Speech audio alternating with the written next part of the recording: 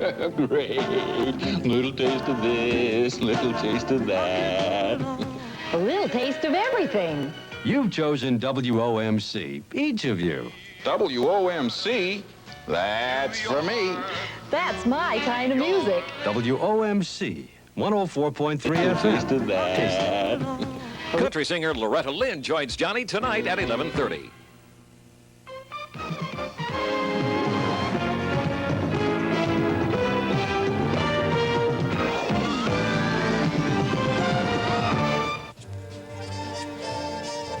Bob Hope's Funny Valentine, starring Bob Hope, with Bob's special guests, Kathy Lee Crosby, Phyllis Diller, Barbara Mandrell, Charlene Tilton, and featuring Dr. Joyce Brothers. Brought to you by Texaco, where we're spending more right here in the United States to explore onshore and offshore to help get the energy you need. At Texaco, we're working harder than ever to get you more energy to meet your needs today, to meet your needs tomorrow. Ladies and gentlemen, Mr. Bob Hope.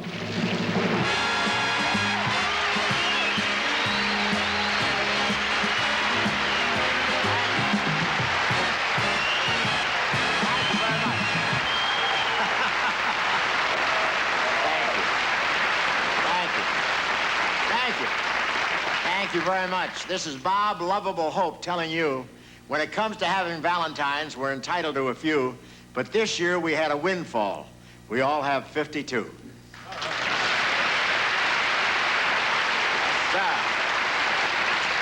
Anyway, here I am, Texaco's Valentine to you. After all, Valentine's Day is dedicated to the heart, and they like anything that's been pumping as long as mine. No, in L.A., you can tell love is in the air. The smog is coming in heart-shaped. And they're really sending some weird Valentines this year. I got one that said, "You light up my life. Batteries not included."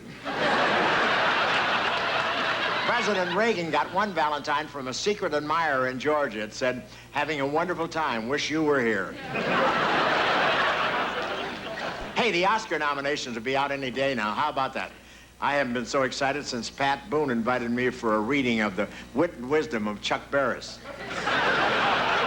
One of the odds-on favorites to capture an Oscar this year is The Stuntman, the exciting story of Warren Beatty's love life. No, I love that scene in The Stuntman where the guy does a Charleston on the wing of an airplane. I've only done that once when all the restrooms were locked. Hey, how about the new fad in Los Angeles, female mud wrestling? Everybody plays dirty. Now, it's not a bad sport if you don't mind ring around the bikini. Mud wrestling, it's amazing. People are paying to see girls do what pigs do for nothing. Now, female mud wrestling makes picking up girls a lot more mysterious. You don't know what you've got until you hose her down. Hey, and how about the phone company making a $6 billion profit last year? While we were reaching out to touch someone, they were putting the touch on us.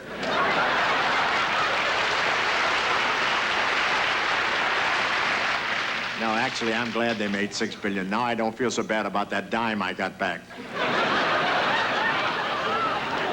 Well, let's go to Washington and see if the Californians have sprayed stucco on the White House yet. And President Reagan's trying to make the Californians feel at home in the White House. He has it divided into different areas: Frontier Land, Tomorrowland, and Adventure Land.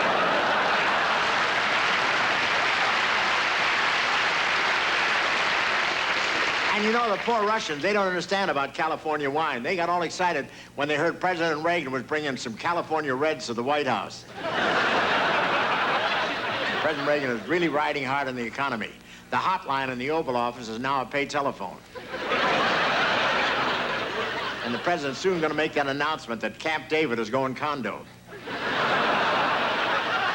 Reagan promised to get the economy moving, and sure enough, 2 industries are reporting profits: yellow ribbons and jelly beans.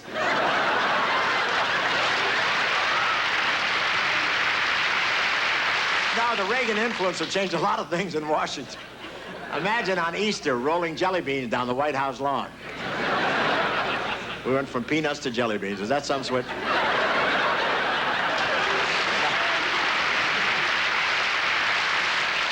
The president even put a freezer in the White House carpool. And it was pitiful watching him greet the president of Korea on a skateboard. But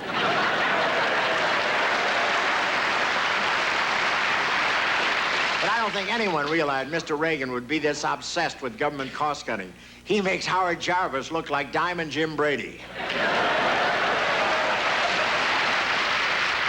Ronnie was 70 last week, our Ronnie. Now, why would a man that age want to keep on working?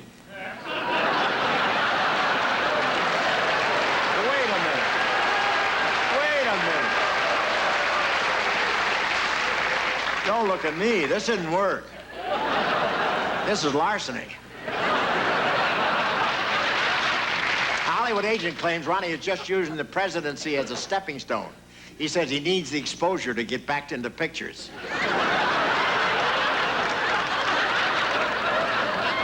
Say, did you hear the president say that the government just raised its debt ceiling to $985 billion?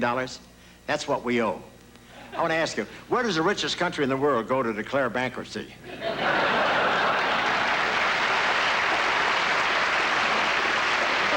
Did you hear his speech? President's economic speech last Thursday spoke very simply. He used charts and he used visual aids. A lot of people turned it off right away. They were afraid he was going to assign homework. Now, the president said that the debt ceiling will soon be over $1 trillion. To give you an idea how much money that is, it's enough to buy 2 houses in Beverly Hills.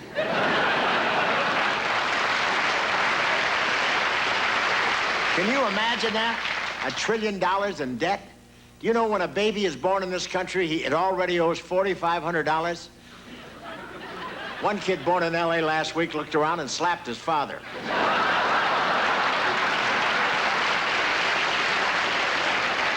You know, Nancy Reagan plans to spend Valentine's weekend at the presidential retreat, Saks Fifth Avenue. Nancy is very color conscious. She makes sure every one of her outfits matches the hair. Not hers, his.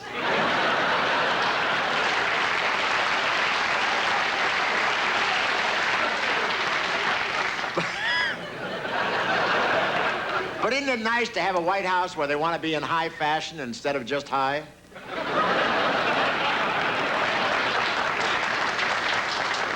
Nancy's even given the Supreme Court a new look.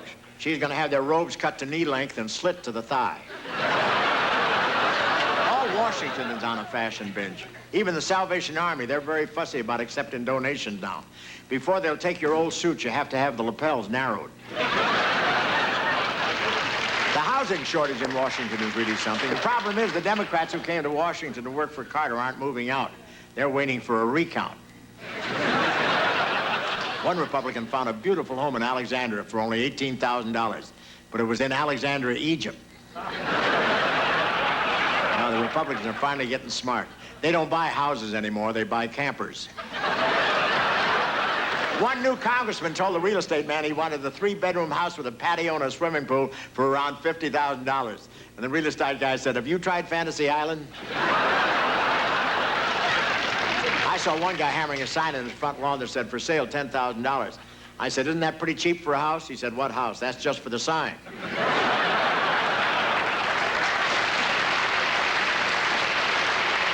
Somebody could stay in Amy's treehouse if they could only get her to clear out her files on nuclear proliferation. It got so bad last week, the police caught a guy sleeping in a pup tent on the White House lawn.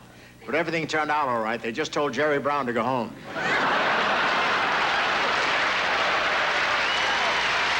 Oh, thank you very much. Thank you. Thank you. I want to show you how Texaco research is paying off in a way you probably never imagined. Watch. For the car of the future, Texaco is researching ways to turn even more petrochemicals into special parts that are strong, lightweight, and safe. Doors, bumpers, even fenders. Hi, Mom. That's research. When Texaco's petrochemicals are put in the body of your car, you'll put less gasoline in your tank. Watch how Texaco is trying to squeeze oil from a stone.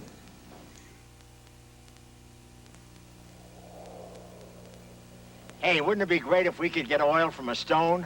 Look, This is shale with valuable oil locked in it. There could be as much as 150 years' supply of oil in this shale, untapped right here in this country. But up to now, conventional methods haven't let us get oil out on a large enough scale to make it worthwhile. But look at this. Here's how Texaco and other companies are experimenting with new ways to recover the oil. By working with radio wave technology to heat the oil and actually force it out of the shale. Getting oil from shale this way is at the experimental stage right now, and the process could take years to perfect. But hey, with that much potential oil at stake, anything we can try is worth the effort. When it comes to finding you new sources of energy, Texaco won't leave a stone unturned. It's one more way Texaco's working to keep your trust.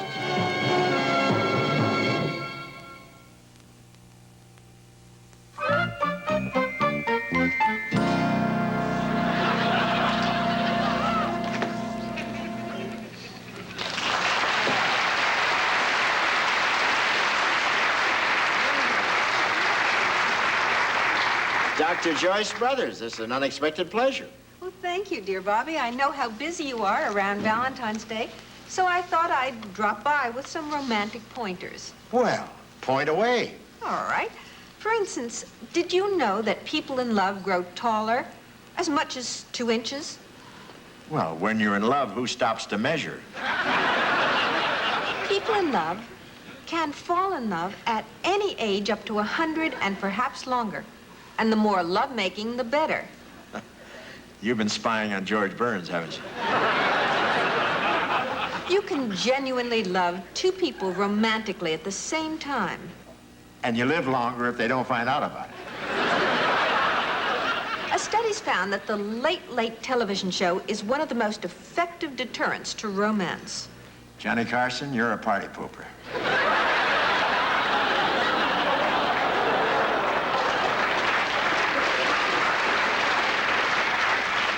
Love can prevent disease, even colds, but you're not immune if you're playing the field.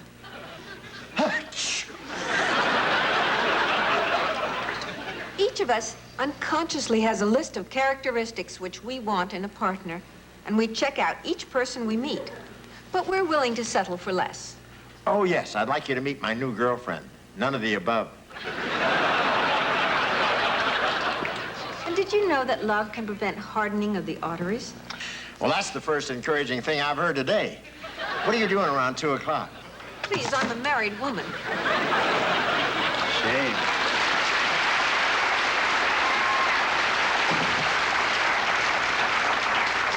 Hate to lose her. She's syndicated.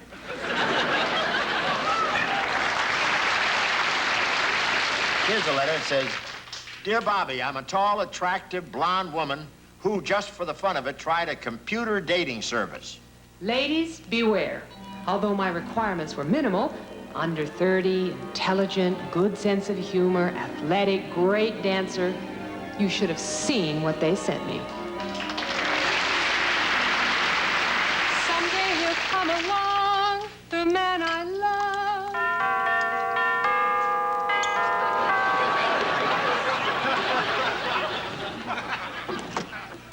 Oh, what a surprise. Thank you. That was so sweet of him to send me flowers. I wonder why he didn't bring them himself.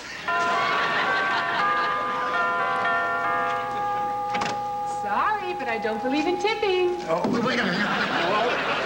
Oh. You don't understand. I'm Donald Drab.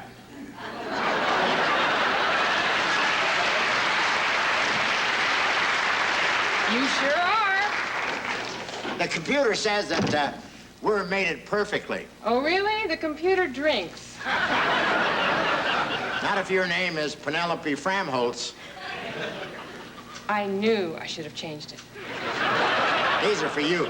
There's parsley, spinach, and watercress. Oh. Aren't they beautiful? Oh, they're wonderful. What do I do? Do I put them in water or vinegar and oil? Listen, come in and we'll straighten the whole thing out because obviously there has been a very big mistake. No, computers don't make mistakes. They tell me that every time they overcharge me on my utility bills. Boy, when they built you, they knew where to put every brick, didn't they? You're highly intelligent. What's new on Sesame Street? I don't know. I graduated last month. How'd you know? Oh, just a wild guess. I'm a real brain. You ask me anything, any question. Bismarck. Bismarck? Yeah, that's in case you wanted to know the capital of South Dakota. Bismarck is the capital of North Dakota. I was close. What's your IQ? Oh, I'm not sure, but let me tell you, there's many a moron who looks up to me. Besides, I asked for a man in the 30s. Well, I was a man in the 30s. That's because I was a boy in the 20s.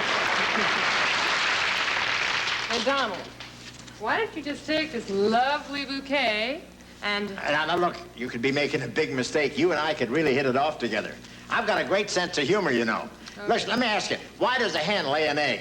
I give up. Why does a hen lay an egg? If she came out the other end, she'd choke to death. I've got more. No, never mind. Another thing, I'd be a very good provider. I'm a plumber, and we plumbers are organized. You should organize your head.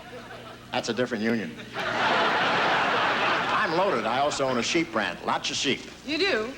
How many sheep do you have? Oh, I don't know. Every time I start to count them, I fall asleep. Listen, Donald, enough of the flowers. Would you like to dance? Would I? Oh. Oh, I love that new stuff. Hey, wait a minute. That's not Lawrence Welk. You guessed. Hey, boy, this is great. I feel like I got Saturday Night Fever. You got something, all right. Wait till you see my airplane dip. I got a new one. Watch this. Be careful. Don't go through that Don't worry window. about me. I got flying feet. Don't worry.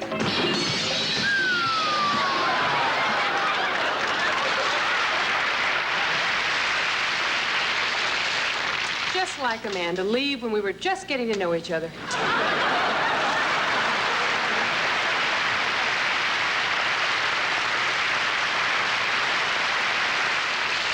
Dear Bobby, I'm a middle-aged lady who's loving, affectionate, refined, talented, financially independent. And absolutely gorgeous. And still single. Even though I've been completely overhauled, have plenty of mileage left, and purr like a kitten with the right man behind the wheel. So far, I haven't been able to find one who's even interested enough to kick my tires. Where can I find Mr. Wonderful?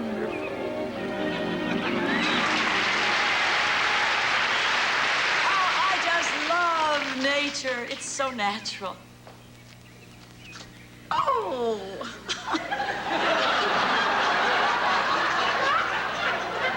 Isn't this a beautiful flower? Mwah! If there's anything I hate, it's a funny flower. Oh, hi, Frog. What's new in the pond? Oh, you got an eviction notice? They're converting the pads into condos? I know you're just putting me on, but you are so cute.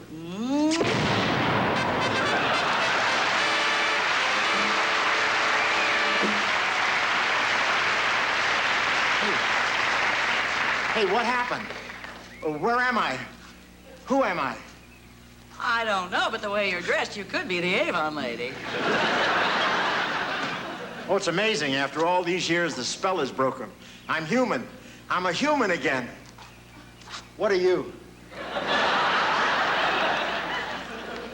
In certain circles, I am considered human, too. I can't believe this. You're a prince. Right, Prince Charming. The name tag on my royal jockey shorts says so. How long have you been a frog? As long as that. Wait a minute. It's coming back to me. A witch turned me into a frog. And only a kiss from a beautiful princess could turn me back into a man. Where is she? I want to thank her. It's me, you fool. In this kingdom, I am considered a 10. A 10? 8.5. 7. 5. Would you buy a 3? dear, and I had to kiss this frog. I like you.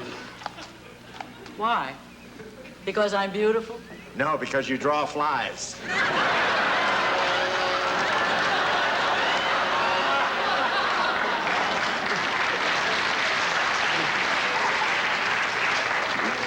Once in a while, you get a bad one. But usually they're delish. You like me to catch one?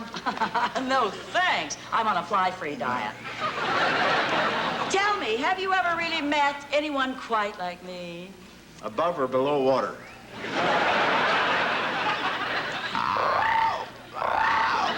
Listen, lucky for you, I'm an animal lover. Ha ha, or I'd saute your legs and eat them. Here, Prince. Here, Prince. Coming, Mother. That's not for you. That's the lady next door calling her Airedale. Wrong prince. Oh, boy, am I gonna make you happy. You're a human again.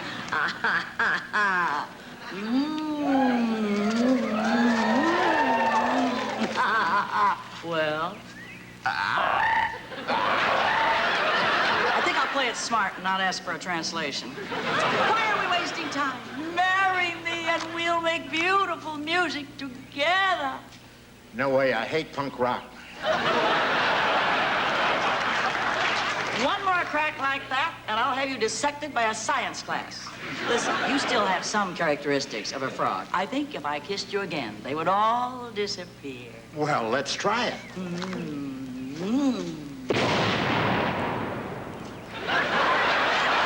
How do you like it? How do you like that? The frog is beautiful.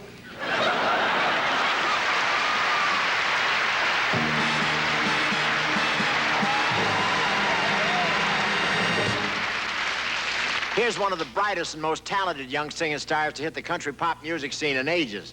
And now the star of her own variety series on NBC, the darling and delectable Miss Barbara Mandrell. Right here.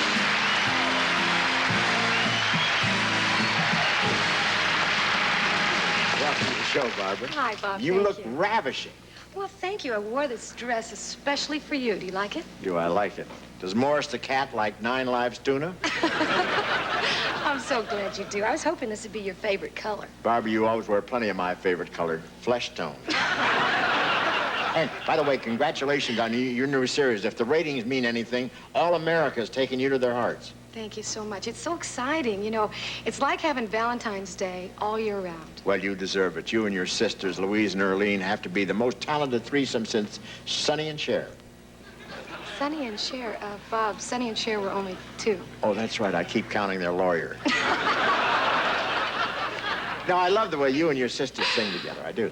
You know, one of my brothers and I used to sing in a small quartet. What do you mean by small quartet? Well, it was just 2 of us. Bob, according to Sesame Street, it takes 4 to make a quartet. Yeah, well, we were very young then. We learned to sing before we could count. Oh, I think you're young now. Good. You want to play post office? Huh? You're so boyish. That's all Valentine stuff. You know. You must really take care of yourself. Yeah, my secret is milk, Barbara. I drink a lot of milk. I can drink any cat under the table. And you can throw in Pat Boone and his cats, too. But, Barbara, you have quite a talented family. Everyone plays an instrument and sings, huh? Thank you so much. Are there any musicians in your family? Well, I have a brother who used to play the musical saw until one day the saw slipped. Is he all right? Yeah, he just talks a little higher now. And I have a cousin who plays America the Beautiful by hitting himself on the head with a hammer. He's big in Washington. Well, is he still working? No, he's a Democrat. Bob, I know that you're very much into country music, but do you know that we love you in Nashville? Oh, and I love Nashville. The last time I was there, I was met at the airport and twanged to my hotel. Aren't you the one who gave Conway his Twitty?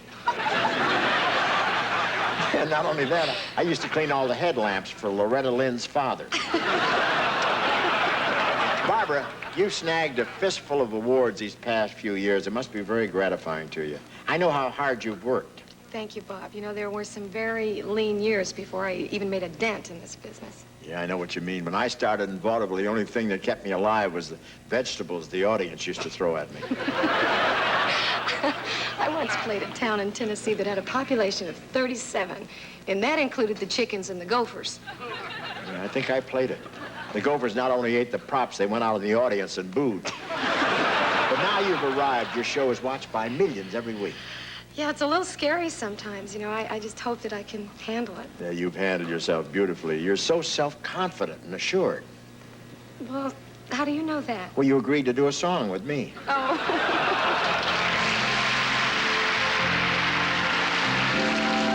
I don't believe in superstars, organic foods, or foreign cars. I don't believe the price of gold, the certainty of growing old.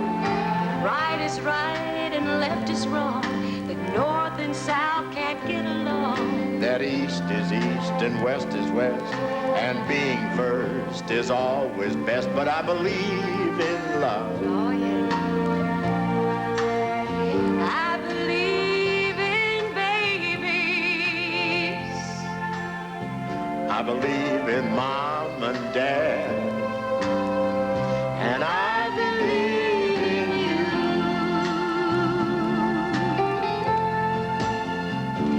Well, I don't believe that heaven waits for only those who congregate.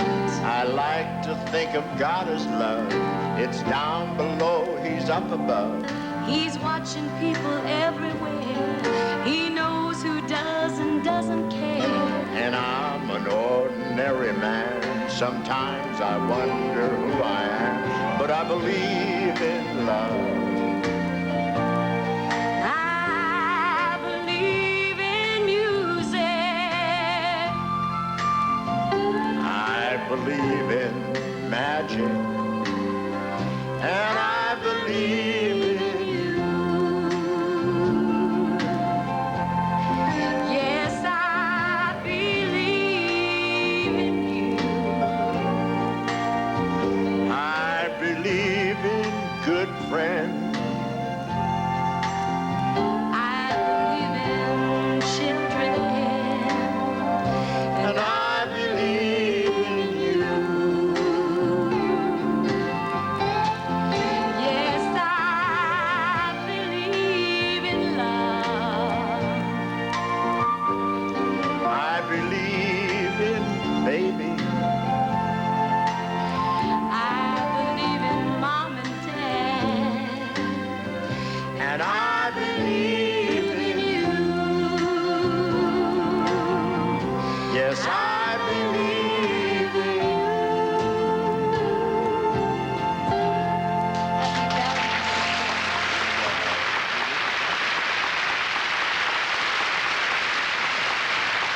Valentine bonus, huh? Hey, this is one heck of a way to make a living, but this is coal. And here's a guy who's using it in an unusual way to help solve some of our energy problems.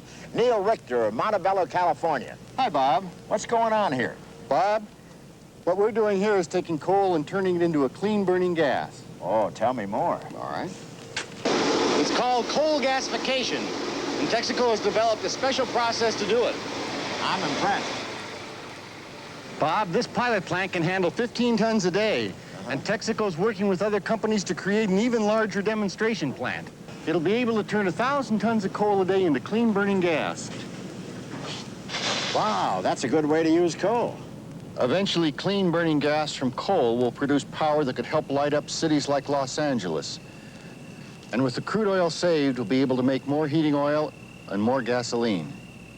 Texaco, we're working to keep your trust. Some people roll out the barrel only at a party. Here's someone who's doing it all the time. Rolling out the barrels, that's what Texaco is working hard to do. So you'll have more gasoline and heating oil. To improve our refineries across the U.S., Texaco is planning to invest more than $3 billion over the next 7 years. Better refineries mean more gasoline and more barrels of heating oil for you. That's one more way Texaco is working to keep your trust. Now there's a role fit for a star.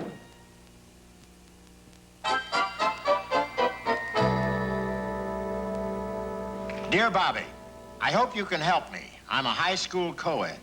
considered reasonably attractive, intelligent, and popular. But for some reason, I can't seem to catch the eye of my idol, our star quarterback, whom I'll call Spike. I've tried everything to get him to notice me, but so far, nothing seems to work.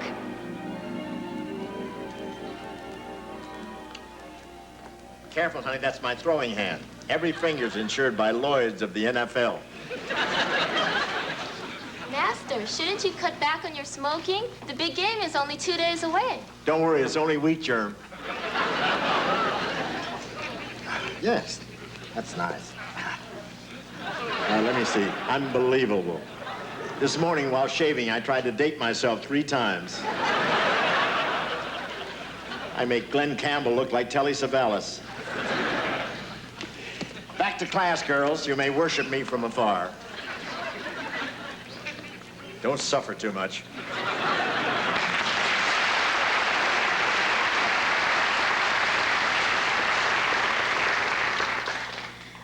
Oh, please, Spike. I can't stand it any longer. May I have just one little kiss? Well, maybe just a peck. You may kiss my class ring. Oh, thank you. No, not that one, you silly twit. That's the engagement ring I gave to myself last night. You mean you've promised yourself to yourself? Of course, you know how I feel about mixed marriages. Can't I have a real kiss? Look, I haven't been too happy with your groveling. Besides, I have to be careful. These lips have to last till the end of the semester. Oh, sure. But I have to get through the rest of the day. All right, I'll give you one little peck. Well, that was no kiss. That was just like giving President Reagan only one jelly bean. Oh, please, can't I have one real kiss? Oh, come on. Oh, the pains. No pains. Shape up. Sniveling will get you nowhere. Where's my math homework? It's right here. I stayed up till 2 o'clock this morning doing it for you. Yes, I was up till 2 a.m. doing homework, too, with a college girl. Here's your history homework, macho man. Oh, thanks, and here's your tip.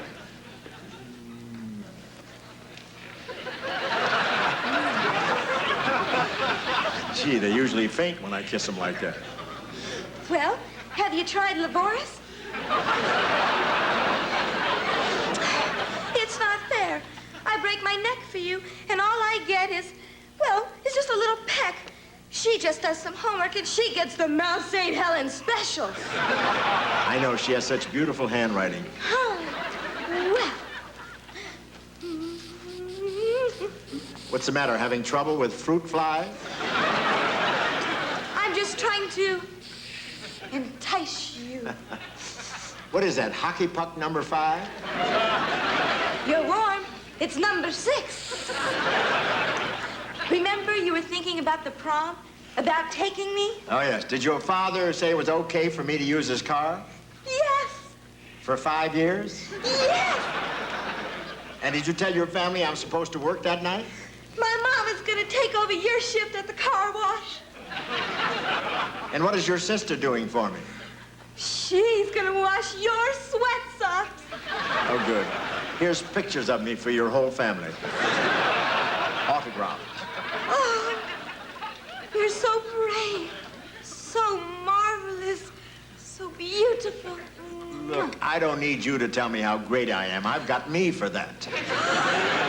Oh, you do things to me. I'm just mad about you. You drive me bonkers. Oh, kiss me.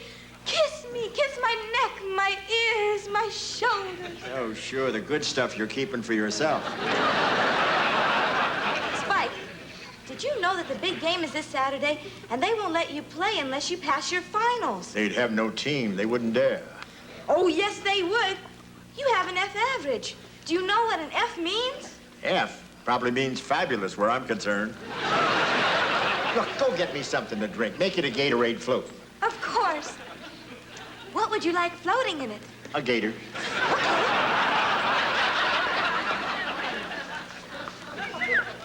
Hey, you got the 2 prettiest legs in high school. Well, how can you say that? I counted them. I'm Spike, basketball hero, football hero, baseball hero, track hero, and hero. Why do you have such a swelled head? Well, I always forget to open my mouth when I burp. How about a date? 1492? The kid's pretty smart. Battle of Gettysburg. Oh, hey, you always want to do something for me. I'll tell you what you can do. Get me a date with that chick over there, will you? You want me to get her to go out with you? Yeah, I knew you'd jump at the chance. Get going, huh? Well, that does it. Here's your drink.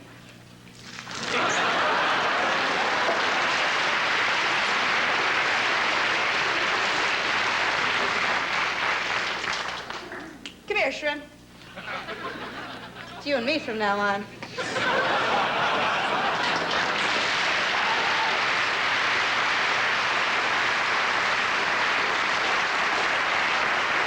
See?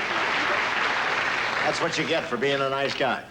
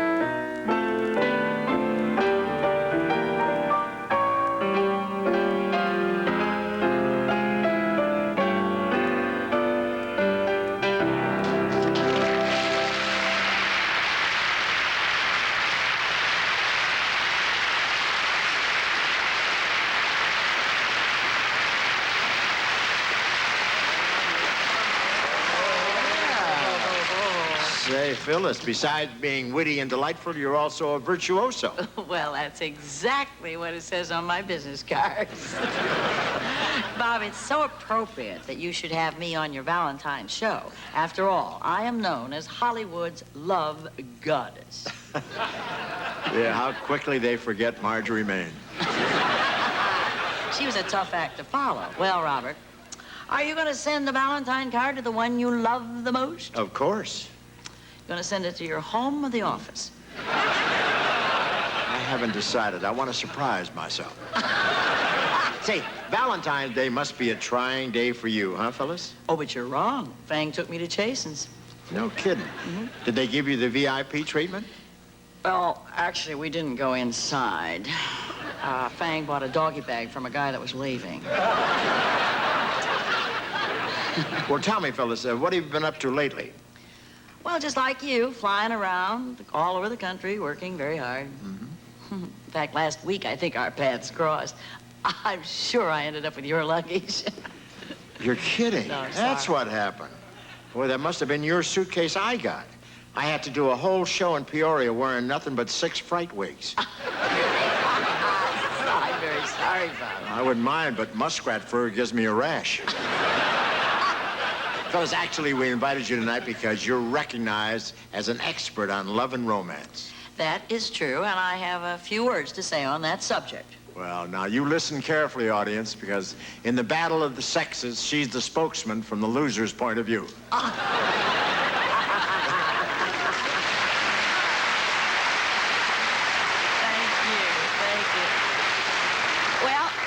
I would like to say something about music. You know, the kids today just don't know anything about music. They think Stardust is a drug. Bob Hope sent me a fabulous Valentine gift, a pair of hip huggers, 2 midgets.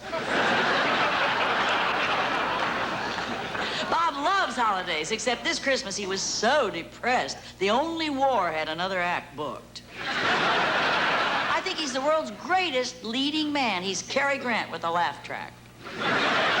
Here we are celebrating the day of romantic love, and there just are not enough men to go around. A lot of men are willing, but their wives won't let them.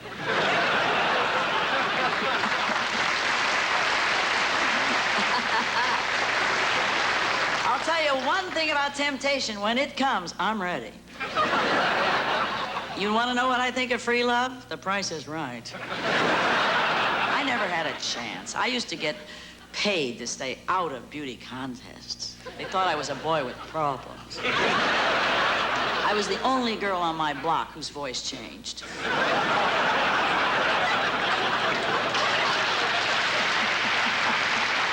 don't have to make a fuss. I was 20 before a boy even kissed me, and that was on a dare. I used to stand under the mistletoe, and they'd kiss the mistletoe. I've asked Fang to get me something sexy and transparent for Valentine's Day. He bought me a copy of Penthouse magazine printed on saran wrap. I'll never forget my first date with Fang. He took me out into the forest, primeval. I was prime, and he was evil. He carved our initials in a heart. It was so sweet, but it healed. He kept kissing me all over my face. I wouldn't have minded, but he kept putting out my cigar. He hates my body. On our honeymoon night, he cut himself on a sharp edge. I put on a peekaboo blouse. He peeked and booed.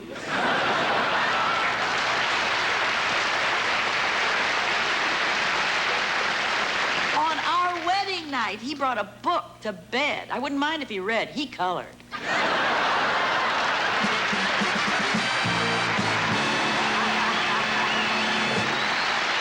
Bob Hope's Funny Valentine is brought to you by Texaco, where we're spending more right here in the United States to explore, onshore and offshore, to help get the energy you need. At Texaco, we're working harder than ever to get you more energy to meet your needs today, to meet your needs tomorrow.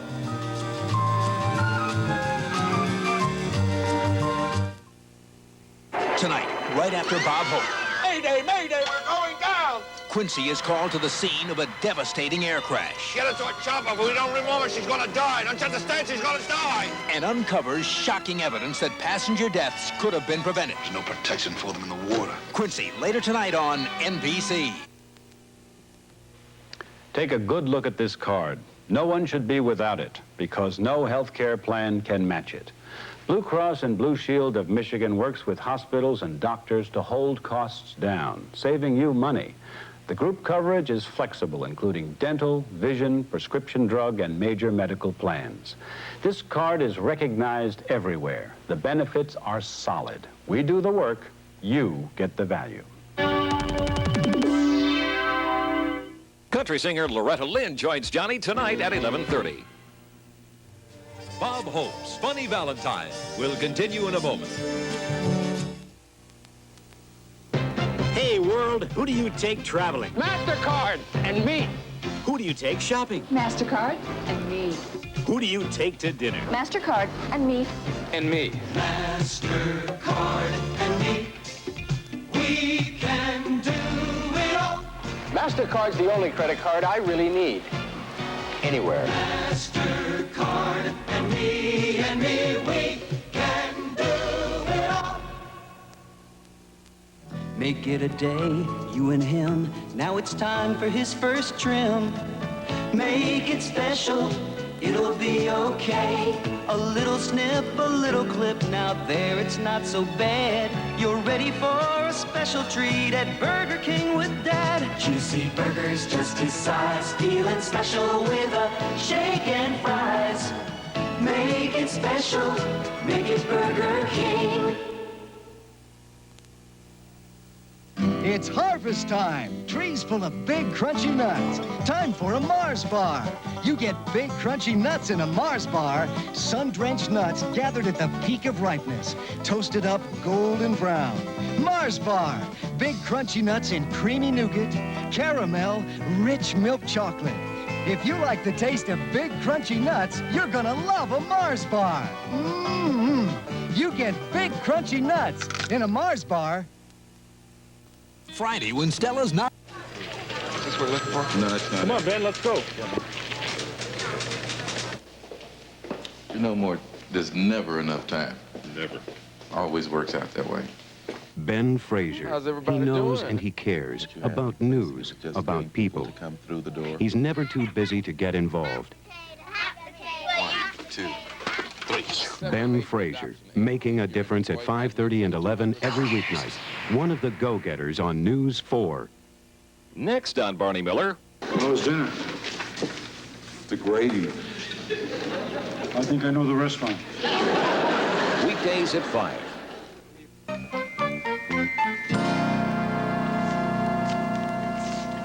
Say happy Valentine's, Kathy Lee. Oh, happy Valentine's Day, Bob. I just want to thank you for that lovely chocolate heart that you sent to my dressing room. That was sweet. Thank you. Did you get the candy kisses I sent you? Not yet. But do you mind if I sample a few right now? Oh, I'd love it. Okay. Ooh.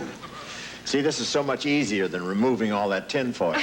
And you know, Kathy Lee, this is a special throw for me having you here. Really? How's that? Well, I'm working with the Crosby again.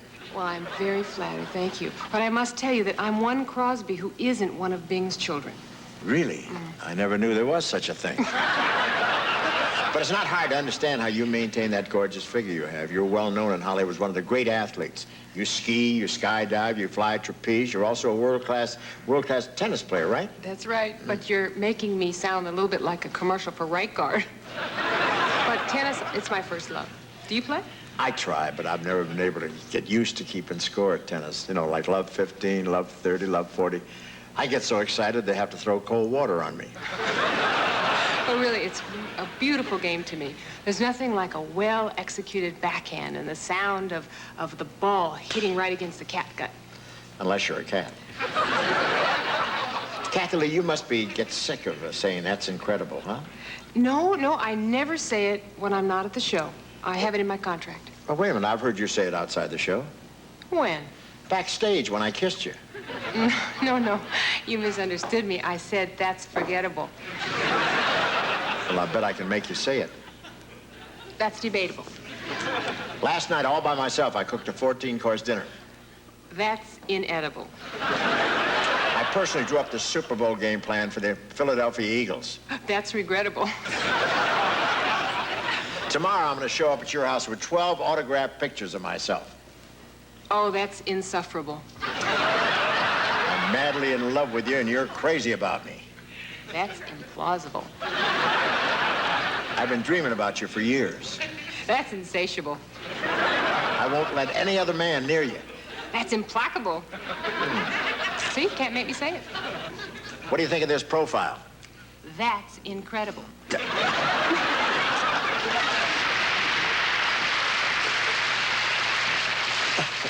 Hi, Mr. Hope. Oh, hi, Charlene. Hey, honey, you don't have to call me Mr. Hope. Call me what everyone else around here calls me. JR? I couldn't. Heads will roll. Charlene, it must be a great feeling to be on the #1 show. You know, I know because I was #1 for quite a while. Oh, were you shot too? No, but I think I've just been skewered. Charlene, you're absolutely gorgeous. You know, I never realized you were so petite. I've got a golf bag bigger than you are. How tall are you? I'm 5 feet even. But I'll admit, that's the first time I've ever been compared to a golf bag before. No, darling, I'm just talking about your height. Obviously, you're carrying a lot more equipment. You know, don't laugh bigger than the audience, will you? You know that Lucy Ewing is a very naughty little girl. Is Charlene Tilton anything like that? Not at all. Not at all, huh? Oh, shucks, you just blew a weekend in Acapulco. Charlene, I bet the sudden success of Dallas has really changed your life. Oh, you know it. I mean, I can't even go to the supermarket anymore without being swamped for autographs.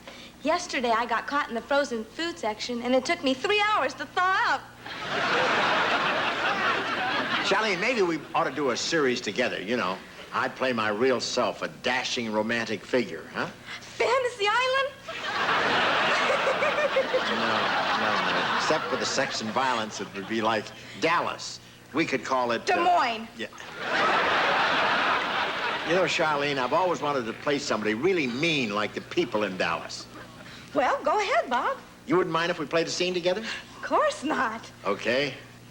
Look, Lucy, honey, I'm rushed for time. I didn't get acquitted for murder until 12 o'clock, so I hardly had time to foreclose on the orphanage. Oh, Uncle B.H., you owe soft to you. You've just got to stop letting people walk all over you like that. You're right, honey. I wonder if I'll have time this afternoon to go over to the hospital and disconnect some life supports. What was all that noise in South Spoon last night? At the front door. Oh, you mean when I was cheating a Girl Scout out of her 6 boxes of cookies? That must have been it. But I couldn't pay heed to it because my new husband was being so mean to me. Oh, you've just got to take care of him, Uncle B.H. Yeah, he's your husband, so you got to decide whether I frame him or have him deported. It's your choice. Oh, Uncle B.H., you're always so good to me. I can't delay. I have to get back to the office for another afternoon of slander, lying, cheating, and stealing. Bob, you were terrific. I enjoyed that so much. I'm going to the parking lot and let the air out of the tires. I'll see you.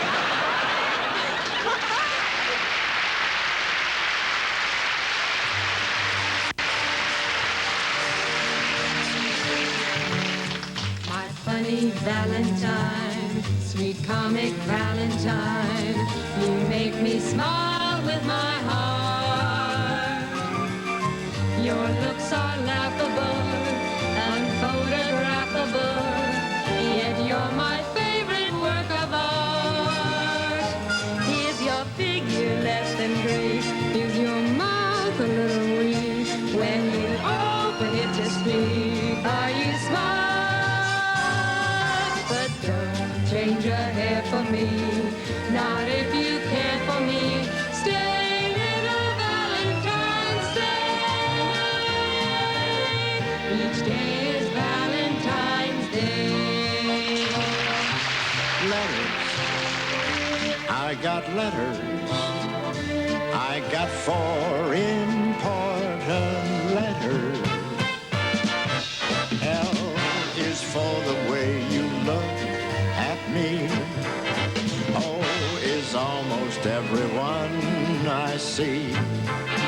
V is very, very extraordinary. E is even more than anyone that you adore can. Love is all that we can give to you. Love's a game that's played by only 2.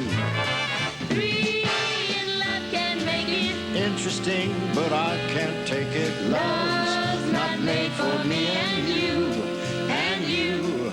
What a pity. Love is the reason you were born.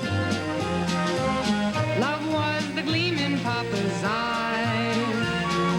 People suddenly meet, people suddenly fit. People suddenly hit, and brother, that's it.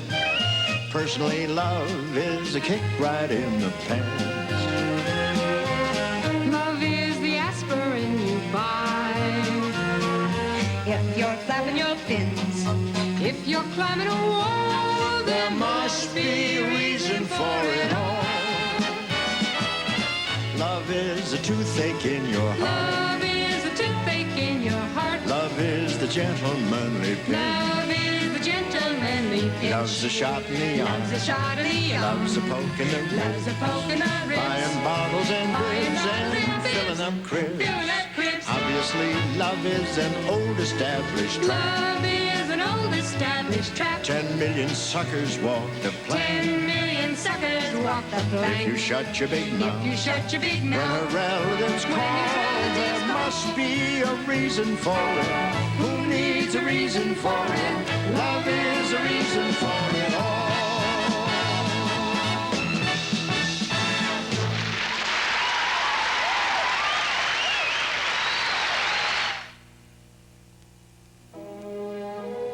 The buffet is served. Oh, I'm famished. Let me at it. Oh, look. Turkey and giblets. Stop nudging.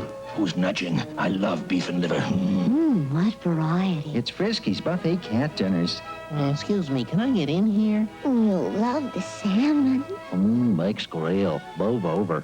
What a buffet. What cat could walk away from the 20 gourmet varieties in Frisky's Buffet? Her first big dance, so much like yours, seems only yesterday. Do you remember double dating at the farm, sharing special memories you can treasure for oh so long? Do you remember? Reach out and touch someone.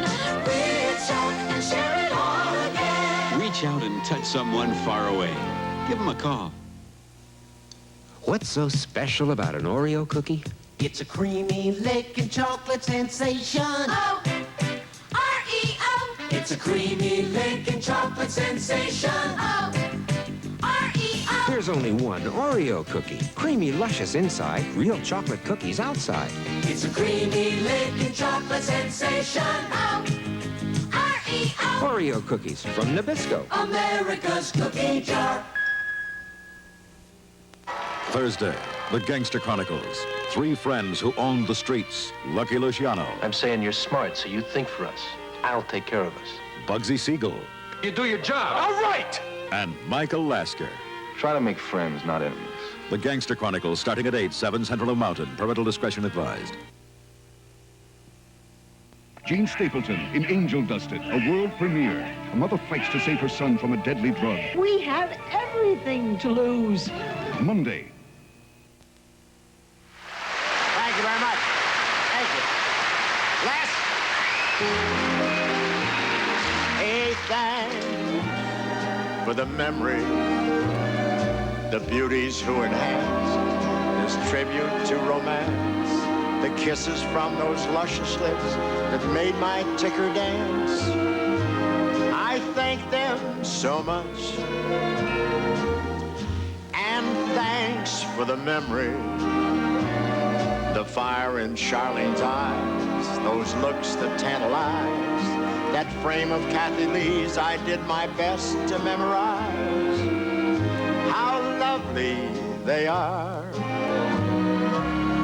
Barbara Mandrell's super singing, and Phyllis, our elegant zany,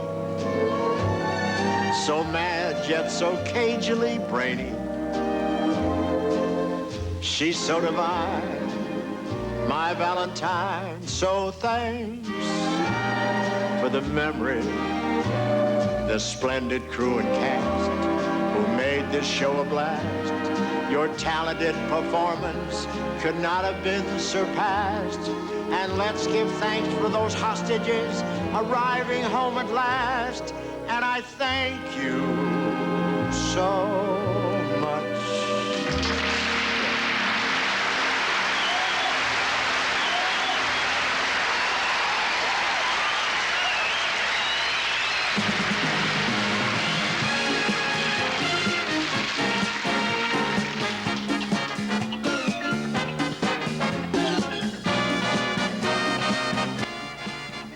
Next, an air crash rescue at sea leads Quincy to blow the whistle on unsafe airplanes. Tomorrow, NBC presents the 70-year saga of Lucky Luciano, Bugsy Siegel, and Michael Lasker. 3 kids who grew up on the streets and decided to own them. The Gangster Chronicles, an American story, premieres tomorrow at 8, 7 Central and Mountain on NBC.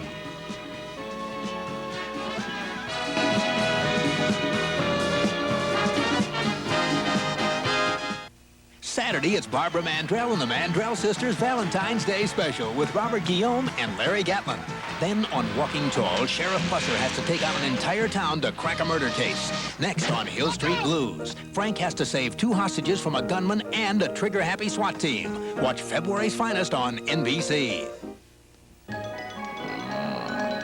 Murderer who turned victim into human baked potato have real appetite for crime. Announcing the triumphant return of the world's greatest detective in an all-new comedy mystery, Charlie Chan and the Curse of the Dragon Queen. In my opinion, Watson, this is one case that will baffle even the great Charlie Chan. Charlie Chan and the Curse of the Dragon Queen, rated PG. Charlie Chan and the Curse of the Dragon Queen starts Friday the 13th at a theater near you. Well, Abe, tomorrow's your birthday. I wonder if anybody down there remembers.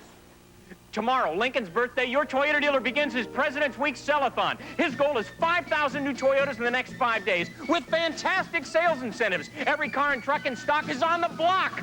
Forget the sticker and make your best deal, but act fast. This sell-a-thon ends Monday. Those Toyota dealers remember. Oh, what a great sell-a-thon. See your Toyota dealer. Good evening, I'm Mort Krim. The latest hotel fire in Las Vegas once again has people talking about hotel safety. Tonight at 11, you'll hear local reaction. Ben Frazier looks at the constant threat of crime and how it affects the lives of people who live in Detroit's public housing projects in part 3 of his News 4 Extra series. Right now, here's Mal Sillers with an update on the weather. Mal? Thank you, Mort. Bitterly cold, windy conditions hold across the state right now. The winds will be diminishing tonight, but you better plan on sub-zero readings tomorrow morning. Mort? Mal will have the complete weather forecast at 11, and Al Ackerman will have highlights from a hot state basketball game tonight as Western Michigan takes on Eastern Michigan on News 4 tonight. Country singer Loretta Lynn joins Johnny tonight at 11:30. This is NBC.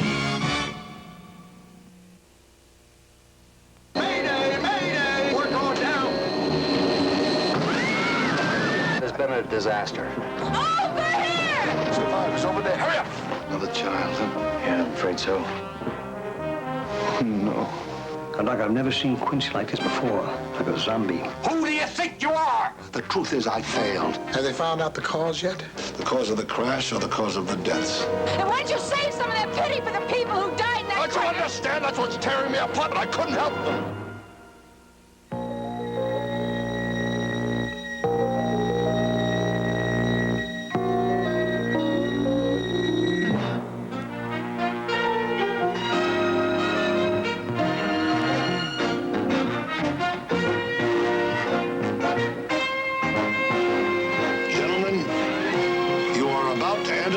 Fascinating sphere of police work, the world of forensic medicine.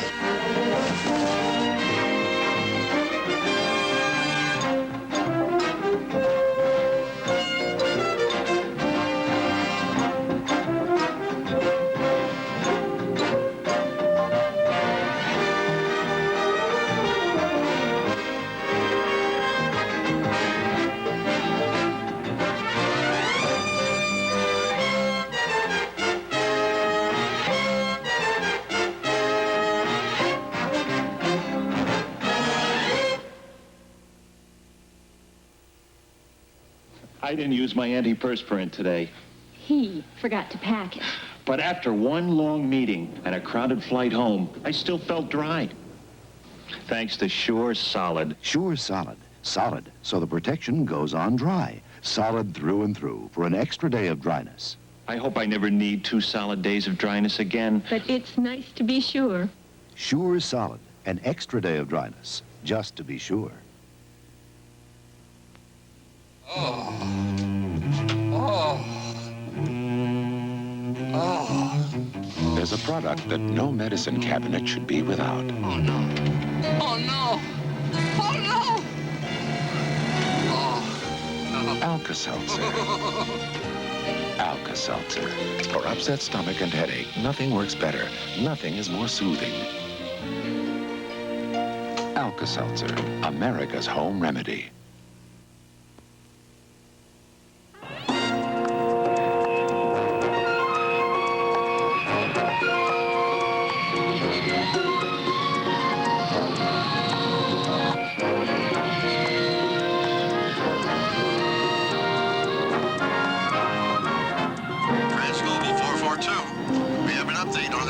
Advisory. 442, go ahead, dispatch. Looks like you're in for a rocky one.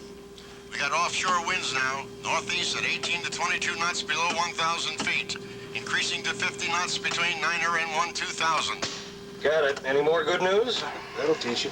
Push down 3 burritos before you're gonna fly in weather like this. 442, we've got a squall line moving through with attendant wind shear and severe up and down drift. PG 442. Thanks a bunch, dispatch. We don't make the weather, Captain. Just report it. Yeah. Yes, from center cabin, seats 21A and B. There you go. You can store those things above in the upper compartment. Thank you. Hello.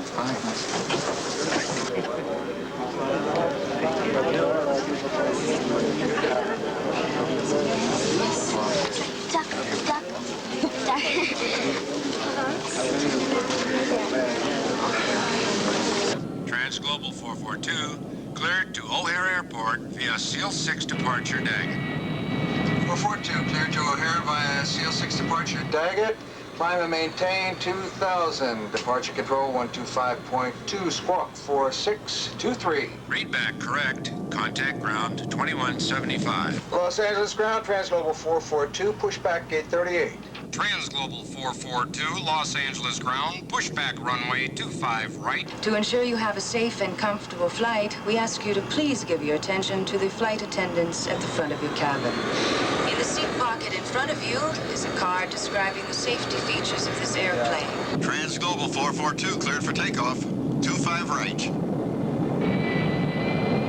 Wind is 250, variable 270 at 26, gusting to 30.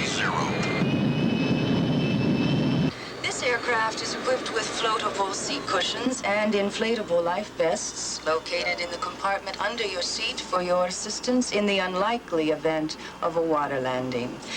As the cabin attendants are demonstrating, remove the life vest from the plastic container, insert your arms through the loops. Los Angeles Tower, Transglobal 442, ready 25 right.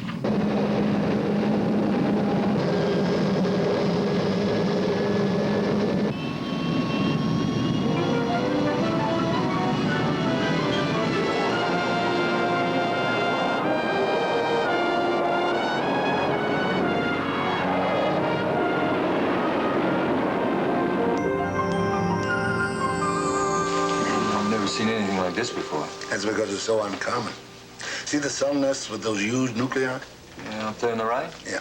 That's why her pneumonia didn't respond to antibiotics. It was lymphangitic cancer. Cancer cells acting like pneumonia. Quincy! But Catrice. What are you doing? What do you mean, what am I doing? I'm doing my job. So you're doing your job. Sam, you gave me your solemn oath. Oh, no, I forgot. The meeting, right? The meeting. What meeting? What meeting? What meeting? The meeting. I told you about that weeks ago. You told me about a meeting weeks ago? With Senator Fulmer and I would have remembered that. What are you I'm sorry, talking Quincy. about? I was supposed to remind you. Look at what? You're not dressed. What is this, a new kind of naked? Quincy, we're keeping a senator waiting. Come on, Hey, is that important? Give me 5 minutes. Hurry up. Wow. I'm sorry, Why are you guys whispering? What are you, spies?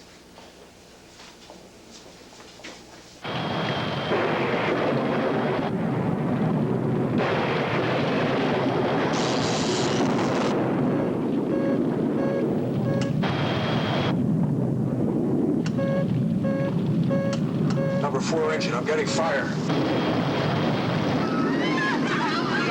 What the hell's going on?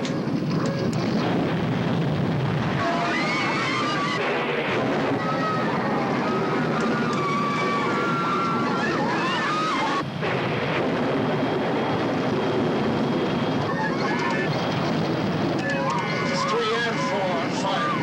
We're losing the boat, Eddie. We're going down.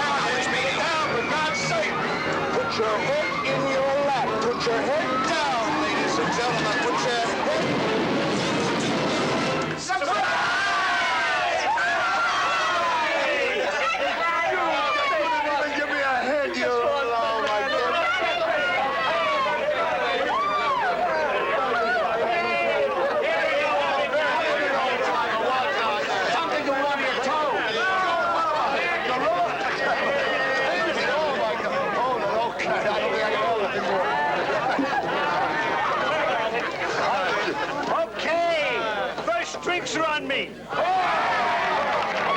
You're gonna pick up a tab? Don't push it just because it's your birthday. Let's okay.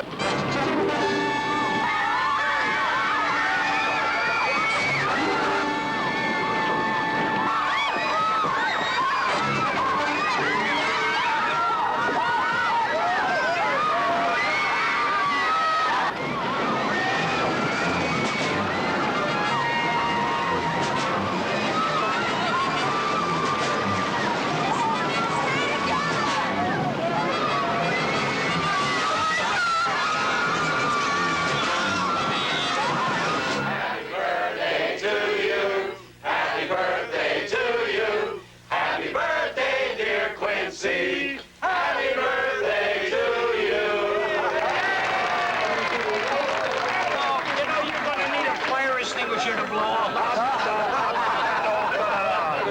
guys shouldn't have done it. That's right, we shouldn't have done it. Excuse me, Doc. Telephone, your office. Blow him out. You want to miss this? Come on, make a wish. Hello, Dr. Aston. Good wish.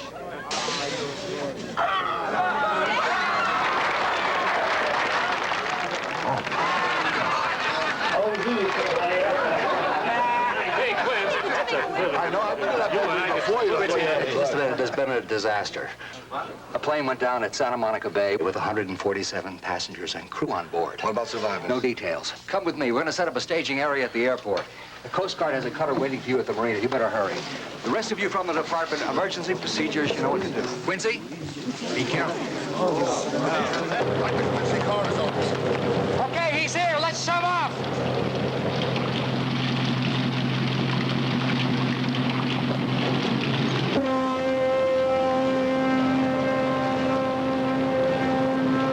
Here, Lieutenant Anders, Doctor, you're going to need this. Where'd it go down? Well, we think it hit about 6.5 miles west-southwest. Think, aren't you sure? What about those emergency beepers on plane? Bear 210, max RPM. You mean the emergency locator transmitters? Yeah. Doesn't have any.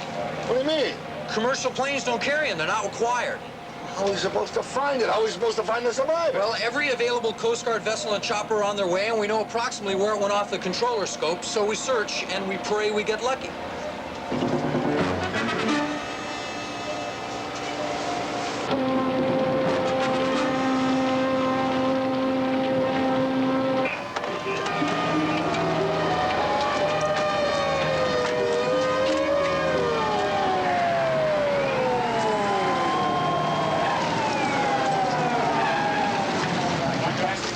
What do you want me to do with this load of body bags? Take them down to the Coast Guard station at the marina. Dr. Aston, just checked with the Coast Guard. Nothing. They said it's possible the plane could have gone under with all aboard. Oh, no, that means there won't be any survivors.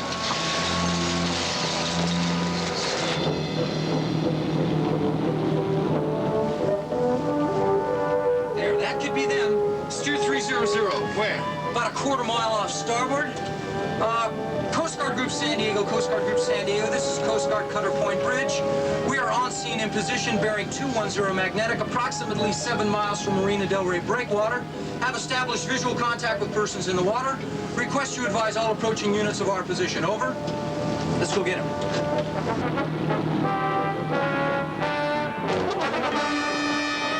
Oh, God! Oh, God! Try to stay together!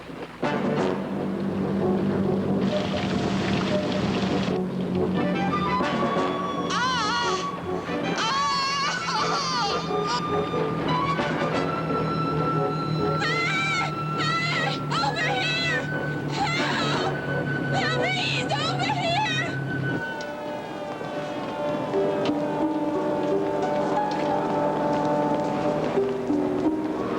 Mark, set up the dental x-ray unit at the end of those tables, okay? I'll take care of it. Dr. Aston, they located the crash site. There are survivors. Thank God. Terrific. Victims? Most of them didn't make it.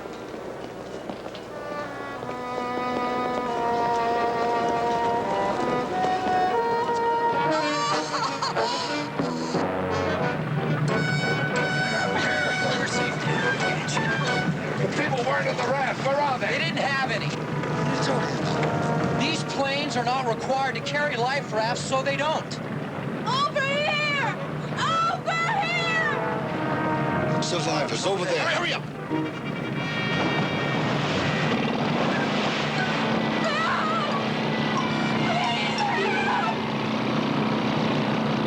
Over there! Don't you see them in the life jackets? Hurry up before they go into hypothermia.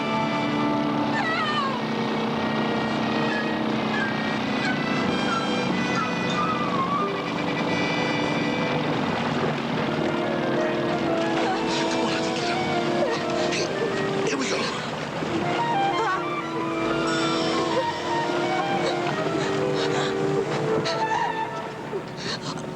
Let me a knife.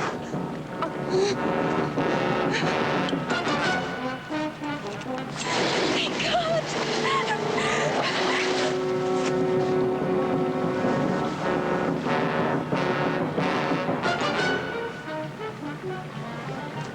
hypothermic, bradycardia. She's throwing PVCs. We gotta rewarm her immediately. The only way we can do that, sir, is to get her to a chopper. They can get her to a chopper, but we don't rewarm her, she's gonna die. Don't you understand? She's gonna die. Sir.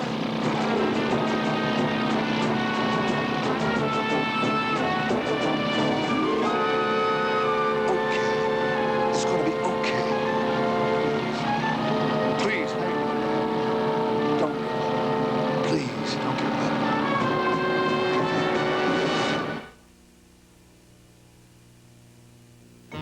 Announcing for a limited time only, the Owens Corning February Pink Sale. Prices are shrinking on pink Owens Corning fiberglass insulation. Adding an extra layer to your attic can save on fuel bills. And now the February Pink Sale will save you on your insulation, too. Go for it. Put your house in the pink with Owens Corning fiberglass insulation now. Richard Dreyfuss and Amy Irving in The Competition. Now, if you win, great. If I win, better. And if neither of us wins, then we think what the corporation goes on. Richard Dreyfuss, Amy Irving. If you're really in love, nothing's going to stand in your way. I love you. I love you, too. Rated PG. Starts Friday at a theater near you.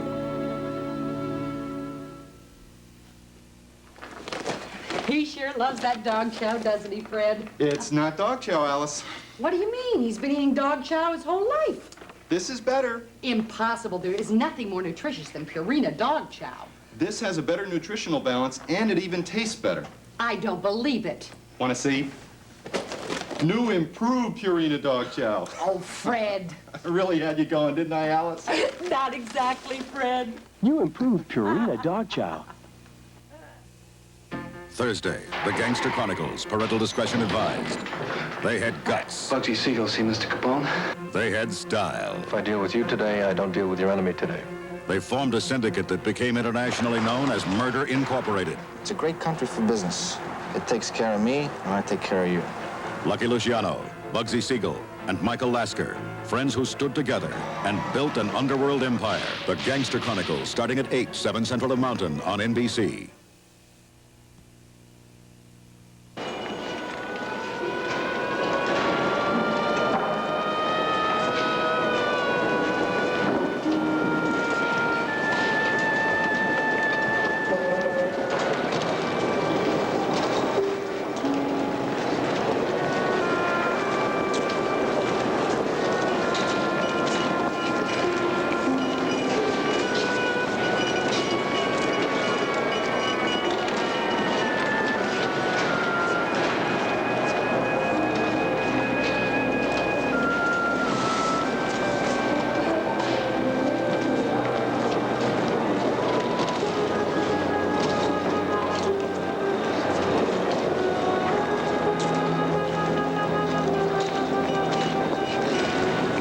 Signs of external trauma at all. Drowning? No. Very little cyanosis on his extremities. The extreme paleness of his skin is a good indication of hypothermia. He suffered a very long, slow death. A big athletic-looking fellow, too. Yeah. Shame. 40 minutes in the water was all he could take. His body just gave in. Is there a preliminary ID? Picture in a wallet, Darrell V. Hanson, 34. Here it is, Hanson, Darrell V. Going to Chicago. Oh, he lived in Illinois. Guess he was going home. For the last time. Sam, I'm gonna need a... Yeah, okay. A full set of fingerprints. If that doesn't give us a positive ID, I'll follow it up with the dental series. Quincy, give me a hand. We'll get a cup of coffee.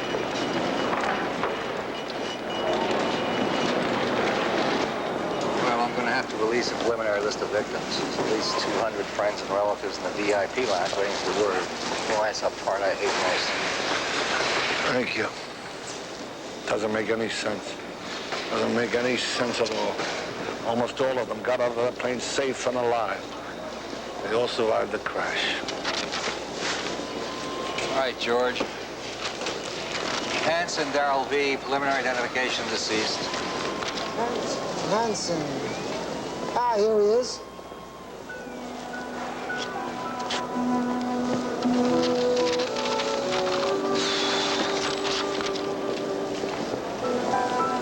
Quincy, all right? Yeah. Go to the terminal with the list. See if you can make it down to the coroner's office in, say, 2 hours, all right? No, we've got 87 autopsies to do. Some birthday, huh? Some birthday.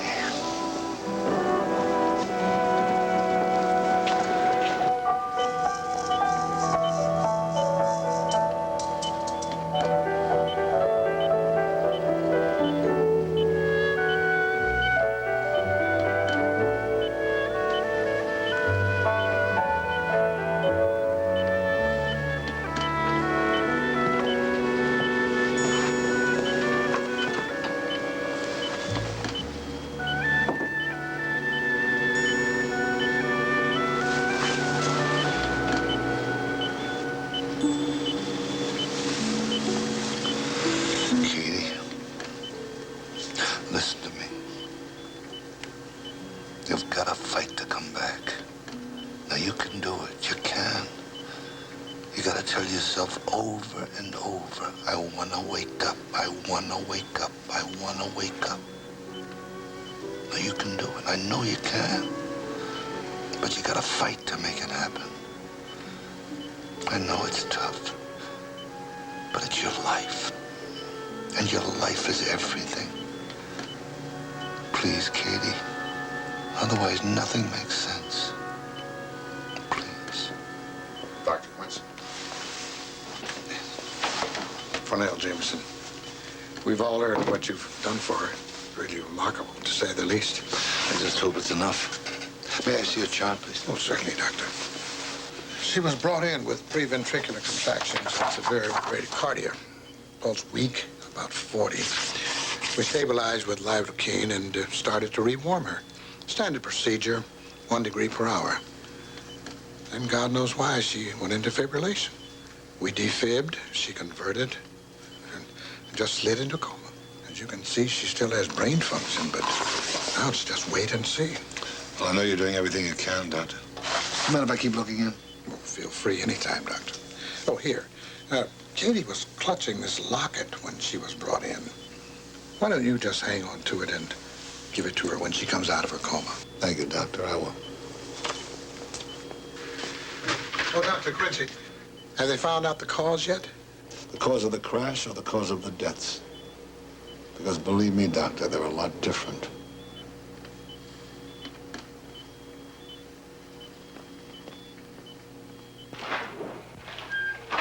It's another one that shouldn't have died. On one side of external trauma, not a scratch on him. He got out of the boat alive.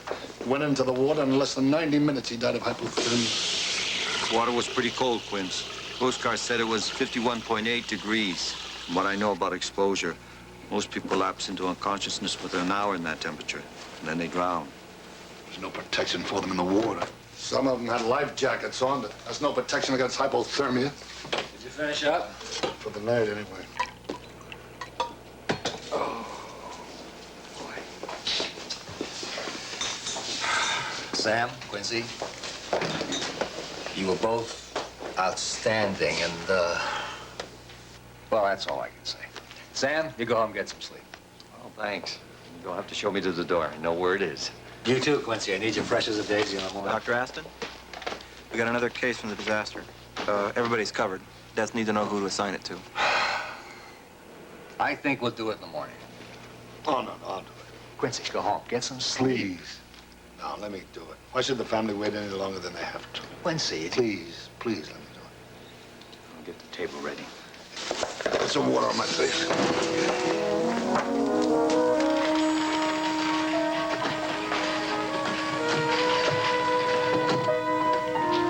Another child, huh? Yeah, I'm afraid so.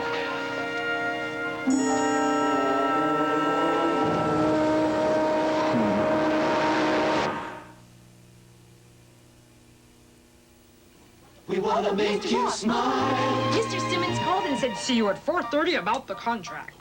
Good thing it's right across the street. We're gonna make you smile. Holiday Inn hotels are near where you need to be. Right on time. And that can be important. You got it. Is my smile that big? Come to Holiday Inn where your smile says you're number one in people pleasing. Hey, chocolate lovers, what do you think? M&M's. Chocolate candies. Drumming hands and M&M's. All hands love M&M's, 'cause the milk chocolate melts in your mouth, not in your hand. There's a rich milk chocolate center covered with a colorful candy shell. Slapping hands and M&M's. Clapping hands and M&M's. All hands love M&M's, 'cause the milk chocolate melts in your mouth, not in your hand. M&M's chocolate candies.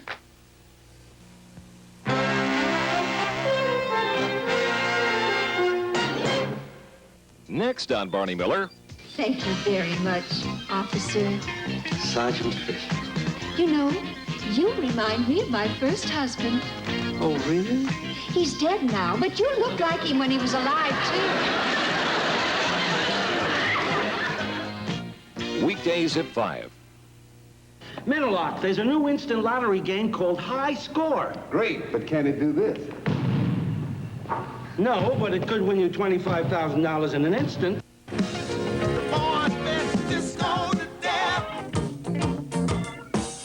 Make the switch to FM WJLB 98. Hi, we're the Big Man construction crew. Ready? Fred, what are they doing? Building the game card for McDonald's biggest game ever. Starts Monday. I'll tell you how cold it's going to be in the morning on News 4 tonight.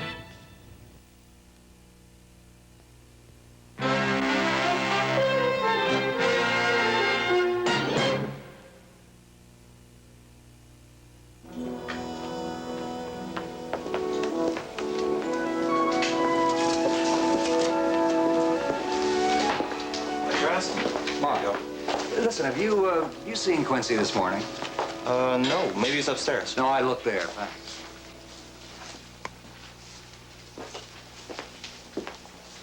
Good morning, Doctor. Good morning, Sam. Have you seen Quincy this morning? No. Did he call in? Have you heard from him? No, not a word. What the devil is he? Wasn't in yesterday. He didn't call in. No answer on the boat. Listen, Sam, I don't know what to think. You know, it's not like Quincy to pick up and take off without letting us know. Well, he was pretty upset when he left Monday. That little girl just, I don't know, devastated him.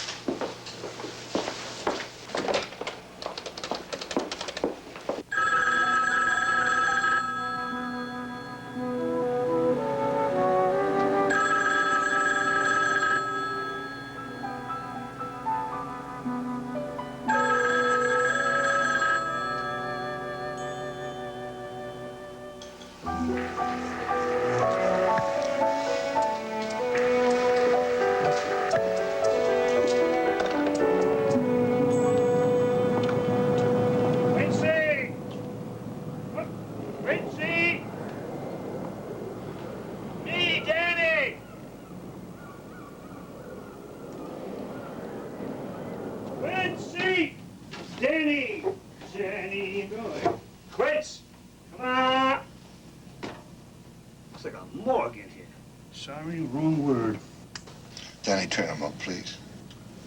I want you to see this concoction I came up with. You didn't eat your breakfast. Beautiful fruit. I'm telling you, Quincy, fruit like this doesn't grow on trees. Best joke. Lunch. Cream, chip, chicken. Italian style. Just leave it there. I'll get to it later, Danny. Gourmet cuisine like this, you only learn in jail. Leave it there. I'll get to it, honest, I will. I know you're cream. Now, please, will you? I know what you're trying to do, and I appreciate it, but I'd rather be alone. Please. Sure. You call me if you need something. Sure. No, whatever you... Okay.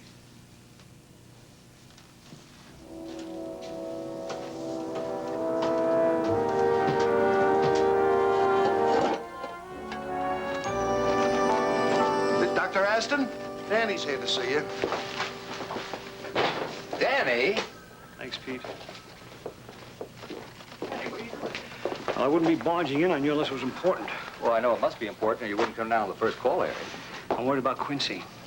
You're worried. Boy, so are we. Do you know where he is? He's on his boat. He's on his boat. Now, listen, I've been calling there and... I know he's not answering his phone. He's not talking. He's not eating. He's lying in his bunk in the dark all day and all night.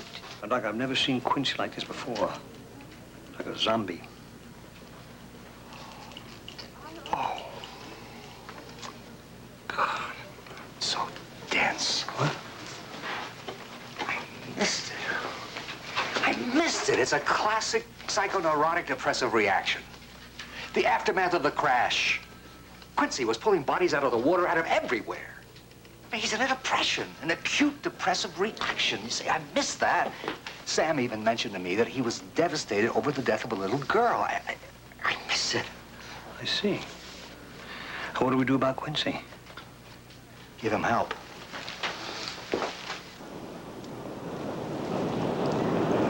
Dr. Quincy. Yes? Ollie Mahoney. Don't I know you? Well, you should. We met once before, last week. About 7 miles out there. Oh, Holly Mahoney, of course. How are you? How are you feeling? A lot better than most people on board. I lost 3 of my friends on that flight. I never got a chance to thank you. Oh, please, that's not necessary. I'm sorry about your friends. I understand you lost a friend, too.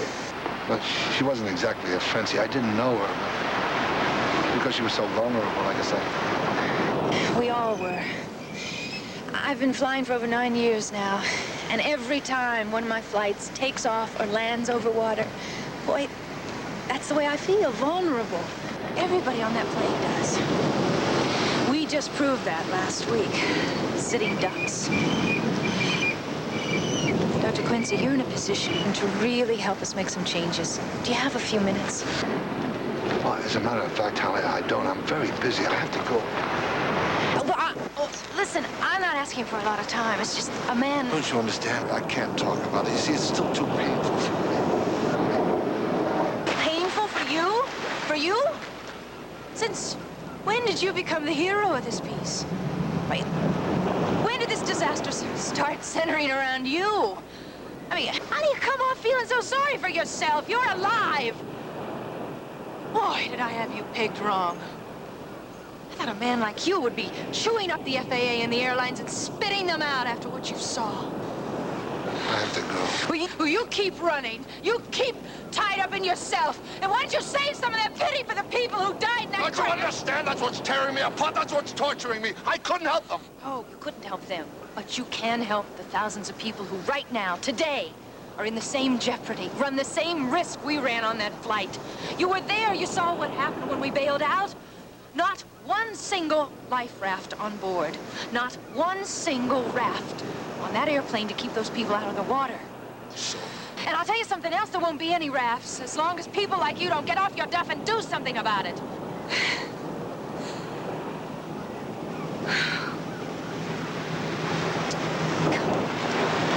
I wasted my time. I'm sorry, Dr. Quincy. I really had you all wrong. You go ahead and read your book. You keep wrapped up in yourself and your self-pity. We'll just have to fight them without you.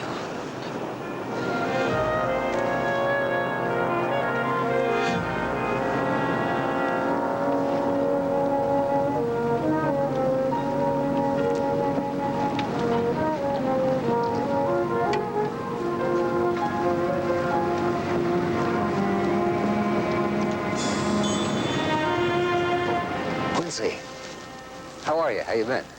What are you doing here? Well, we were worried about you. No calls, no messages, nothing. Sorry. I should have called. I just didn't feel like going back to the job. I'm not very good at it anyway. You're an outstanding medical examiner. See how the rope is falling apart? Sea rots everything. Quincy. Quincy. There's no reason to punish yourself, to suffer as much as the victims. Now, you're going through depressive grief. Doctor, please, don't doctor me. I'm not trying to doctor you. Quincy, Quincy.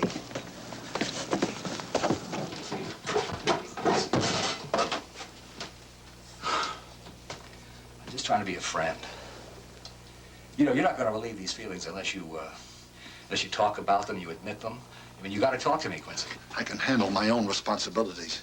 Dr. Aston, I don't want to be rude, but I'd rather be alone. See, right now, I'm not feeling anything. Now, that's not true. I know what you're feeling. You know what I'm... Yes, I know. You're feeling a rage, an absolute white-hot rage. Rage at your own powerlessness and helplessness in the face of that dying and that gore. Rage at a machine that crashes and kills. Rage maybe even at God's will for whatever reason in this case. That's a lot of malarkey. The truth is I failed. I failed you, and I failed the department because I can't handle being a professional all the time. Well, who asked you to be? You make it sound like a dirty word. You're a great M.E. because you do have feelings. Because everything you touch has a kind of freshness to it. Of course, you were profoundly moved by the death of that little girl. Her life moved you. It probably rekindled the same feelings that you had when your wife died. Quincy, come on now. You don't have to control those feelings. Now, just admit them. Surrender the guilt. Let go of your rage. Will you stop telling me what I feel? No, I'm not going to stop telling you till you admit it. You think because we deal with death all the time that none of us has any feelings. I mean, we're just robots, but you're special. Who do you think you are? I'm going to tell you something. I've seen Sam go behind the lockers, you know, in the corner. I've seen him cry sometimes.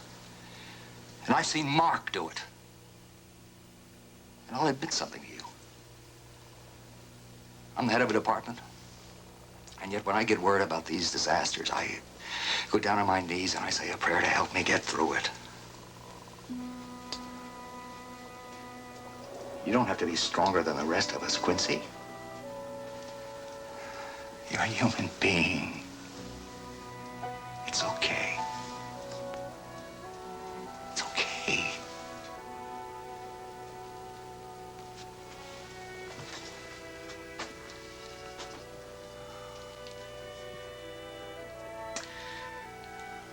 Well, I'll see you at work tomorrow.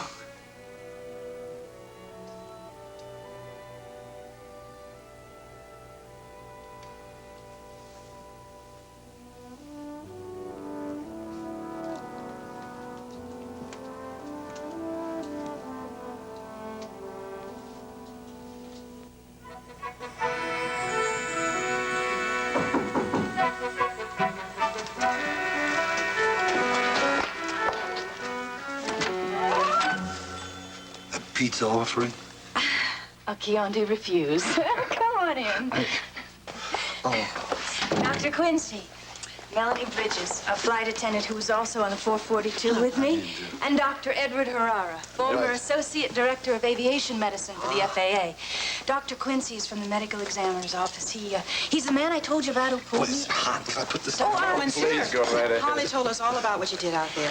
What can I say? Oh, don't say it. Doctor, it's a real pleasure. I've got to tell you. As a matter of fact, we were just talking about you before you came. Hey, I got your name out of the accident report. I should have called first, huh? Oh, that's all right. Relax. I'll get another plate. There's plenty of pizza. Sure, if I had known it was, I would have bought a bagel and cream cheese. What'd you bring? I brought anchovies. You like that? Well, so. What is that green stuff?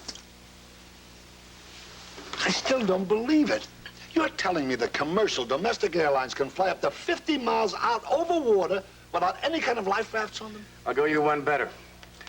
7 airlines are exempted to fly 162 miles over water without life rafts or out-of-water flotation equipment. Coffee? Yeah, black, please. Well, what about the FAA? Don't they have regulations? They have regulations, all right, but they're murderously inadequate. For example, the FAA stipulates that commercial aircraft whose flight path is over water must carry individual flotation devices, that is, for each passenger. So you either get a life jacket or a flotation seat cushion. Now imagine yourself 50 miles out in the Pacific somewhere with only a flotation seat cushion separating you and death. And the life vests? What a joke. They were designed over 40 years ago for military pilots to put on before they got in their planes. Look, an airliner goes down in the ocean. There's panic. There's no question about it. A few lights, if any. Now you've got to find your life jacket in an underseat compartment, which is buried beneath your carry-on luggage. All right, now you've got it. You unpack it. You find the front, slip it on, pull the straps through the clips, and jump out of the plane. Now you pull the inflation tabs. Only if they don't work, you've got to blow them up manually while you're in the water. How on earth is a 65-year-old grandmother on her first airplane trip going to figure all of that out, even when her life depends on it? I don't understand it. I mean, I just don't understand it. The life-saving solution is so simple. Now, why won't the airlines put rafts on their planes? Because they'd rather put their money into advertising, public relations, plush carpeting, and champagne buffets. Safety equipment doesn't sell tickets, Doctor. Oh, the FAA is going to have to make the airlines put rafts on. Let me give you a warning about the FAA. They know how to take the heat. Yeah. And maybe it's time we turned up the flame.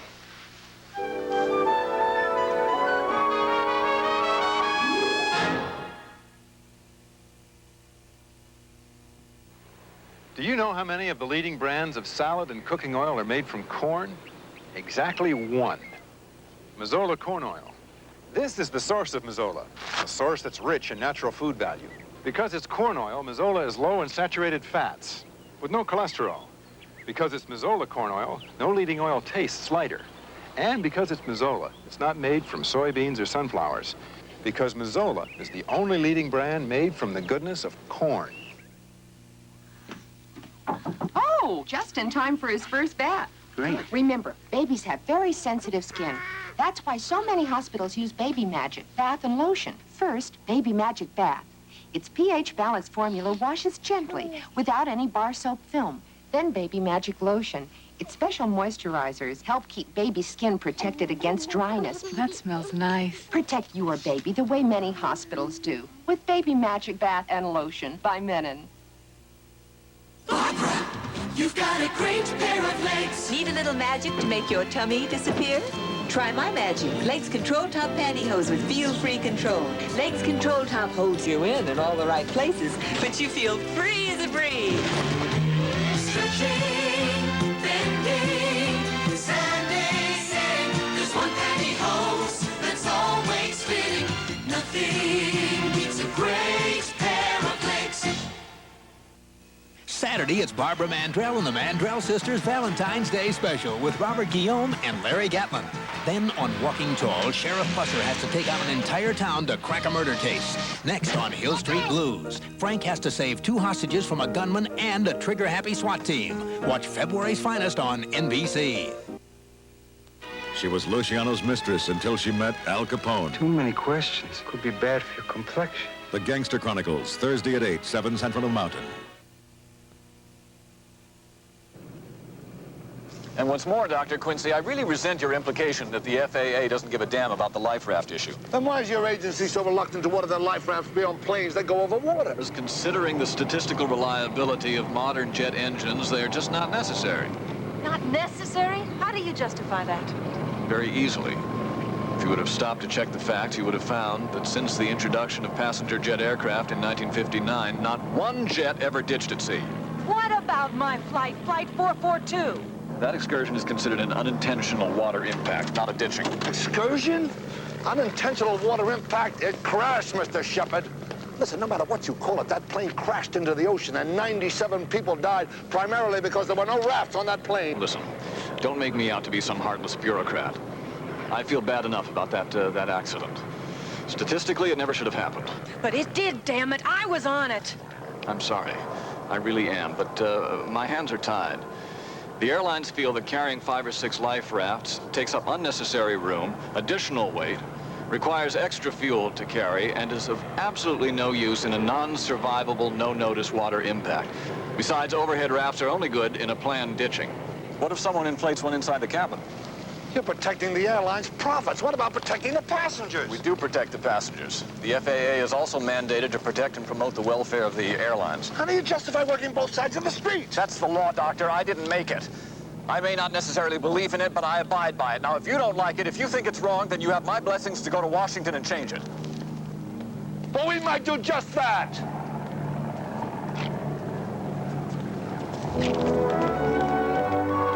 Mr. Chairman, with all due respect, I must strongly protest the inclusion of any medical testimony in these proceedings as being clearly prejudicial and irrelevant. I understand your point, Mr. Richmond. Senator McGreevy?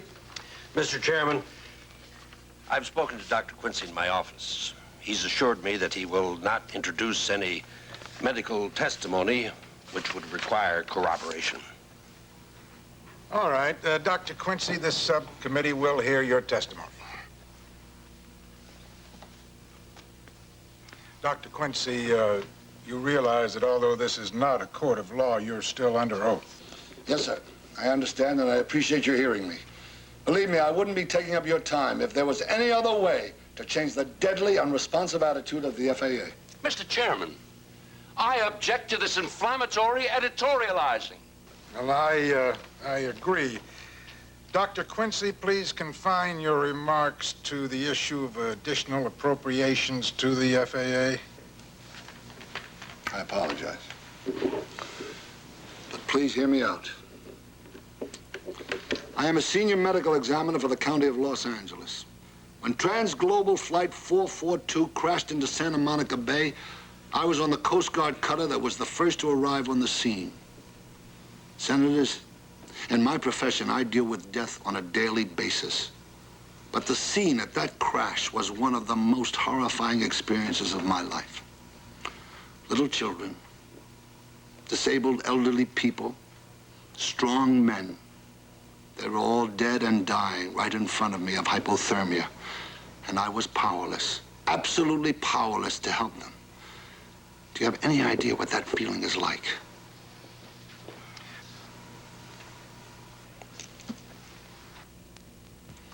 Senators, I come here today to ask you, no. I come here today to beg you not to appropriate 1 penny more for the FAA until they change their regulations to require commercial scheduled airlines to put accessible life rafts or flotation platforms on every single plane that takes off or lands over water. With all the money spent on advertising and stereo and movies and carpeting and liquor, a 42-man life raft costs less than $2,000. That's less than a penny a passenger in a year's time. Now, the FAA has the authority to order those rafts on planes. Why are they so negligent about it? Why don't they do what they're supposed to do about passenger safety? Mr. Chairman, this man is painting a picture of the FAA as some blasé agency that sets up regulations by capricious whim.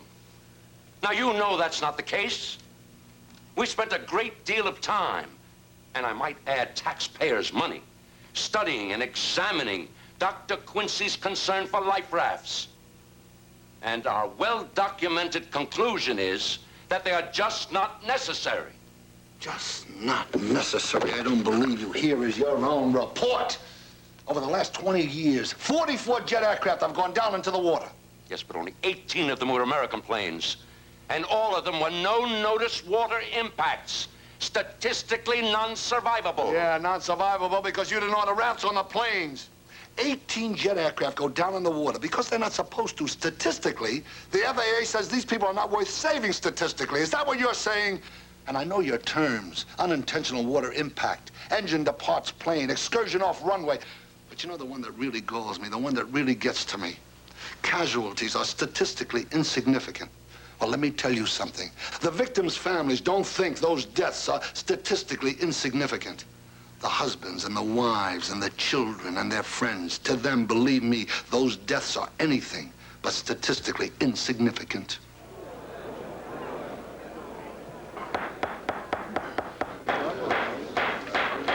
Mr. Chairman, if I may. Go ahead, Mr. Richmond. We are fully aware of the necessity of over-water flight safety for all air passengers.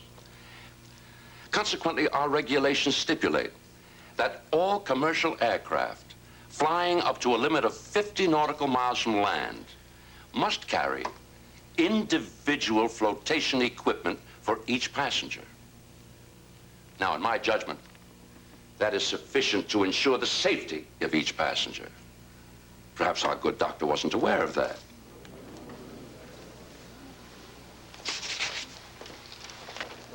Dr. Quincy? Oh, I was aware of it, all right. I was well aware of it, because I saw it firsthand. Senators, with your indulgence, I'd like to conduct an experiment.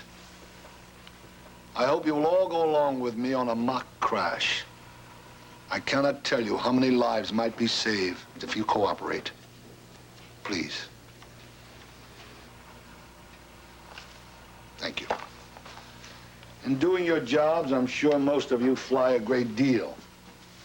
Let's suppose you're on a plane right now, taking off for, say, LaGuardia Airport in New York. You take off, and without warning, your jet goes down in Flushing Bay.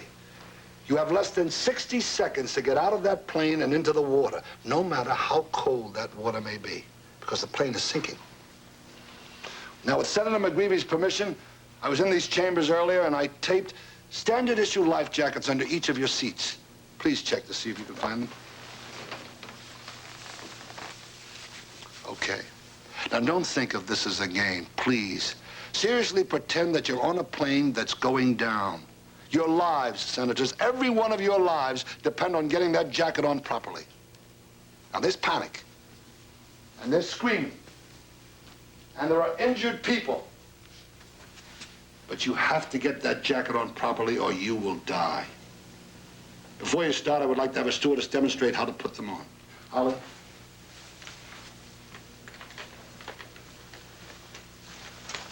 Take the life vest out of the plastic container. Slip it over your head. Now take the two straps from behind and attach them to the ring in the front. Pull on the yellow tabs to tighten the straps. Pull sharply on the red tabs to inflate the vest after you have exited the aircraft. If it doesn't inflate, the vest can be inflated manually. Thank you. You've got only 60 seconds to get them on and get here. Go.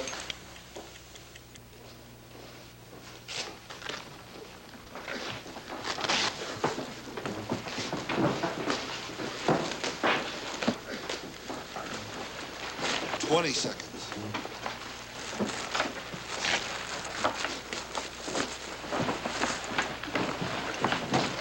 40 seconds.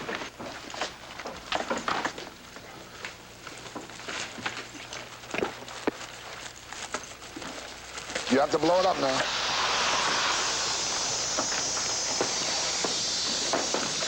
Time. Well, only two of you made it. And you, Senator, I'm afraid made it improperly. You would have drowned. The rest of you never got to the door. Thank you, gentlemen. How do we get out of these?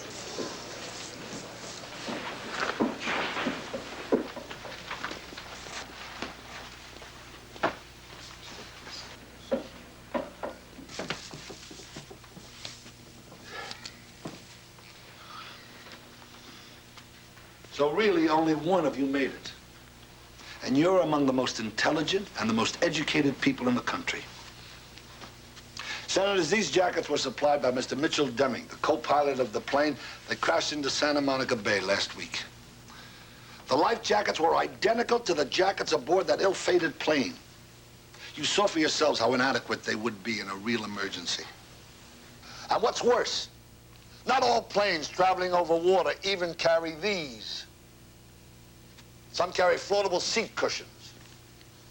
What's important here is that even if every passenger on every plane had a life jacket like this, and they all got them on properly, most of those people would die in the water anyway due to hypothermia, a process where your body loses its precious life-sustaining heat 30 times faster than in the surrounding air. In 45-degree water, like in Flushing Bay, You would be dead of hypothermia in less than 30 minutes. So I beg you, make the FAA change their regulations. Make the airlines carry rafts.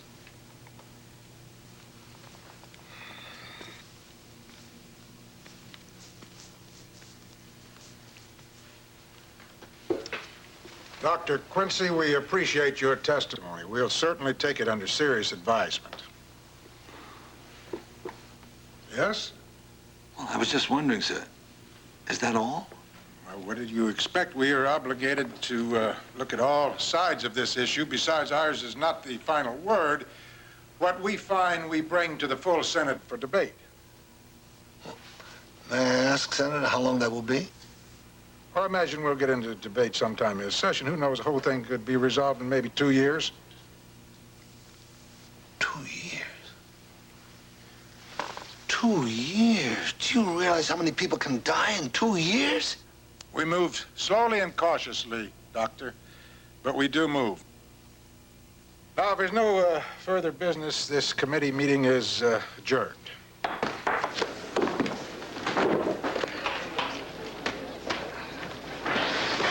Gave it your best shot, Dr. Quincy. I'm not through yet. This is one fight I'm going to finish. Well, it was All right. a good start. That's all it was a start. I'm going to get on every TV talk show there is. I'm going to talk to newspapers, magazines, street corners, any place people will listen. I'm going to get those airlines to put rafts on those planes. Excuse me, Dr. Quincy? Yes. Senior medical examiner for the County of Los Angeles? That's right. This is for you. What is it? Well, you've just been served, Doctor. This is a defamation suit against you brought by Transglobal Airlines. And if you read the fine print, the plaintiffs have also secured a restraining order that expressly prohibits you from making any public pronouncements that can be construed as either damaging or slanderous to the airline. Doctor, you've just been gagged.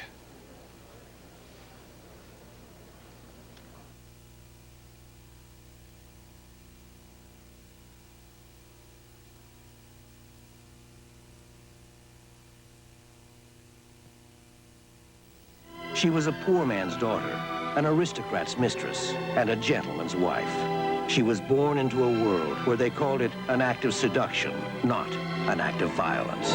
What she did would shatter her world forever. If you're any man's wife, you're mine. Tess, a victim of her own provocative beauty.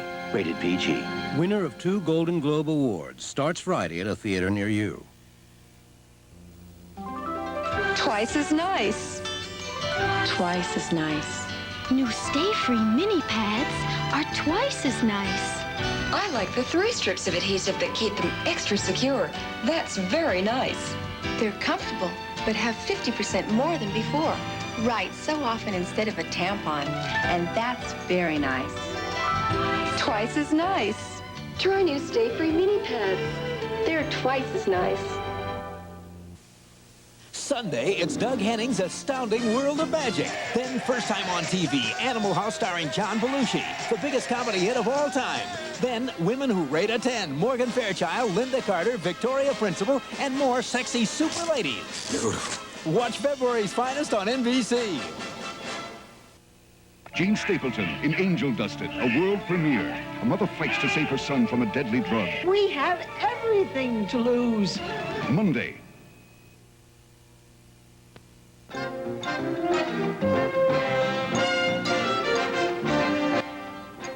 Tomorrow, NBC presents the 70-year saga of Lucky Luciano, Bugsy Siegel, and Michael Lasker, 3 kids who grew up on the streets and decided to own them. The Gangster Chronicles, an American story, premieres tomorrow at 8, 7 Central and Mountain. Following the news, Johnny welcomes Loretta Lynn and Charles Grodin to The Tonight Show, starring Johnny Carson. Then it's Tomorrow Coast to Coast with guest Anthony Quinn, tonight.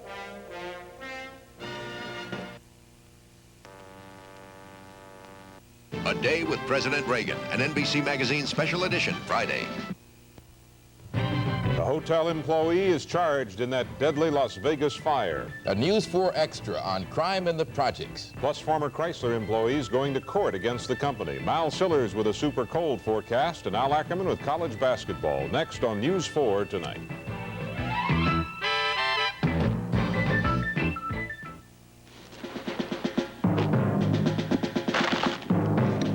It's going to take a real cheese to top this. A slice of Kraft natural cheese, hearty and fresh, each cut at the peak of flavor. All the great taste cheese could ever have in every delicious slice. Kraft Natural Slices, the hearty way America spells cheese. K-R-A-F-T. Now there's a better way to do the laundry. Now I get clipped.